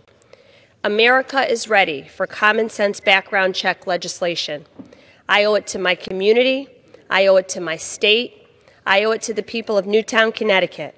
And that's why I look forward to casting my vote in support of H.R. 8 and H.R. 1112. I thank you, Madam Speaker, and yield back my time. For what purpose does the gentleman from Florida seek recognition? To address the House for 1 minute, revise and extend my remarks. Without objection, the gentleman is recognized for 1 minute. Thank you, Madam Speaker, and I guess tomorrow we will find out if there is anyone that Michael Cohen hasn't lied to. We already know he lied to Congress, we already know he lied to law enforcement, lied to the IRS, lied to 3 banks, and he's going to prison for his lies. And so I guess it will be relevant for us to determine, like, does he lie to his own family? Does he lie to his financiers? Does he lie to his financiers who are members of his family? And it'll be one heck of an inquiry for us, because this is someone who has tangled such a web of lies that he is not to be believed. And I think it is entirely appropriate for any member of this body to challenge the truthfulness and veracity and character for the people who have a history of lying and have a future that undoubtedly contains nothing but lies. That is the story of Michael Cohen. We'll see it play out tomorrow. And I, for one, can't wait to get to the bottom of things and can't wait to get to the truth. I yield back. Okay. For what purpose does the gentleman from California seek recognition? I ask unanimous consent to address the House for 1 minute and revise and extend remarks. Without objection, the gentleman is recognized for 1 minute. Thank you, Madam Speaker. California's high-speed rail system has broken promise after promise, made false claim after false claim. I want to commend President Trump for working to pull back the $928 million that's still authorized, it could be reachable, and turn this money into something that could be useful for more Americans or even for more Californians. Now, we also need to send a bill to the state of California for $2.5 billion for the money they've wasted for a project that has not fulfilled what was required in the proposition the people passed by 52 to 48%. The price has more than tripled since then. We need to focus on doing the transportation projects in the country that would actually help move people in a fashion that they can use. Governor Newsom was right there with his State of the State speech the other day. I know he knows different. Let's go ahead and put a stop to this project and put the money back into fixing our highway system or our levee system or our water system in the state of California, and not send the bill to the other 49 states of this country that, in good faith, initially sent that as part of the stimulus package. Let's put it into good, solid projects. Madam Speaker, I yield back. For what purpose does the gentleman from Maryland seek recognition? I seek unanimous consent to address the House for 1 minute to revise and extend my remarks. Without objection, the gentleman is recognized for 1 minute. Thank you, Madam Speaker. It's a shame that the new House majority, instead of fully funding border security a few minutes ago, actually passed House Resolution 46, which would reverse the President's emergency declaration that he signed 2 weeks ago that secures our border. Now, in Maryland, we have a real problem. We are the second most active state for MS-13, which just walks across our border now because we don't have barriers. We have a huge problem, like every state in the Union, with drugs, with opioids, that just walk across our border, which isn't secured. And, Madam Speaker, we have a huge problem with human trafficking. If this resolution is passed by the Senate, I hope the President vetoes the resolution. We sustain that veto, and we finally secure our border. I yield back.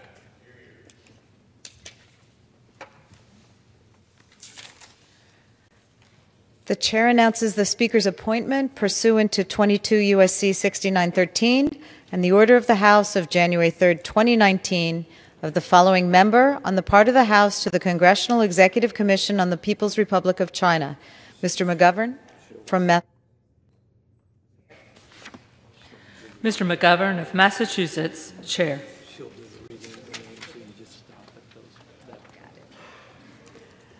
The chair recognizes the Speaker's appointment pursuant to Section 104B of House Resolution 6, the 116th Congress, and the order of the House of January 3, 2019, of the following member to serve as co-chair of the Tom Lantos Human Rights Commission.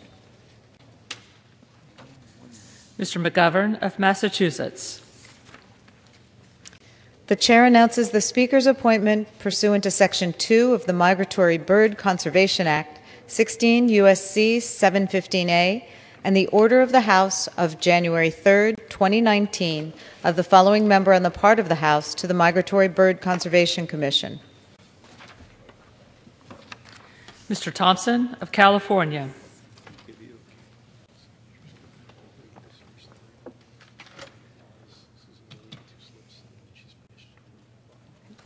The chair lays before the House the following personal requests. Leave of absence requested for Mr. DeFazio of Oregon for today and Mr. Katko of New York for today and the balance of the week. Without objection, the requests are granted. Under the Speaker's announced policy of January 3, 2019, the gentleman from Arizona, Mr. Biggs, is recognized for 60 minutes as the designee of the Minority Leader. Thank you, Madam Speaker.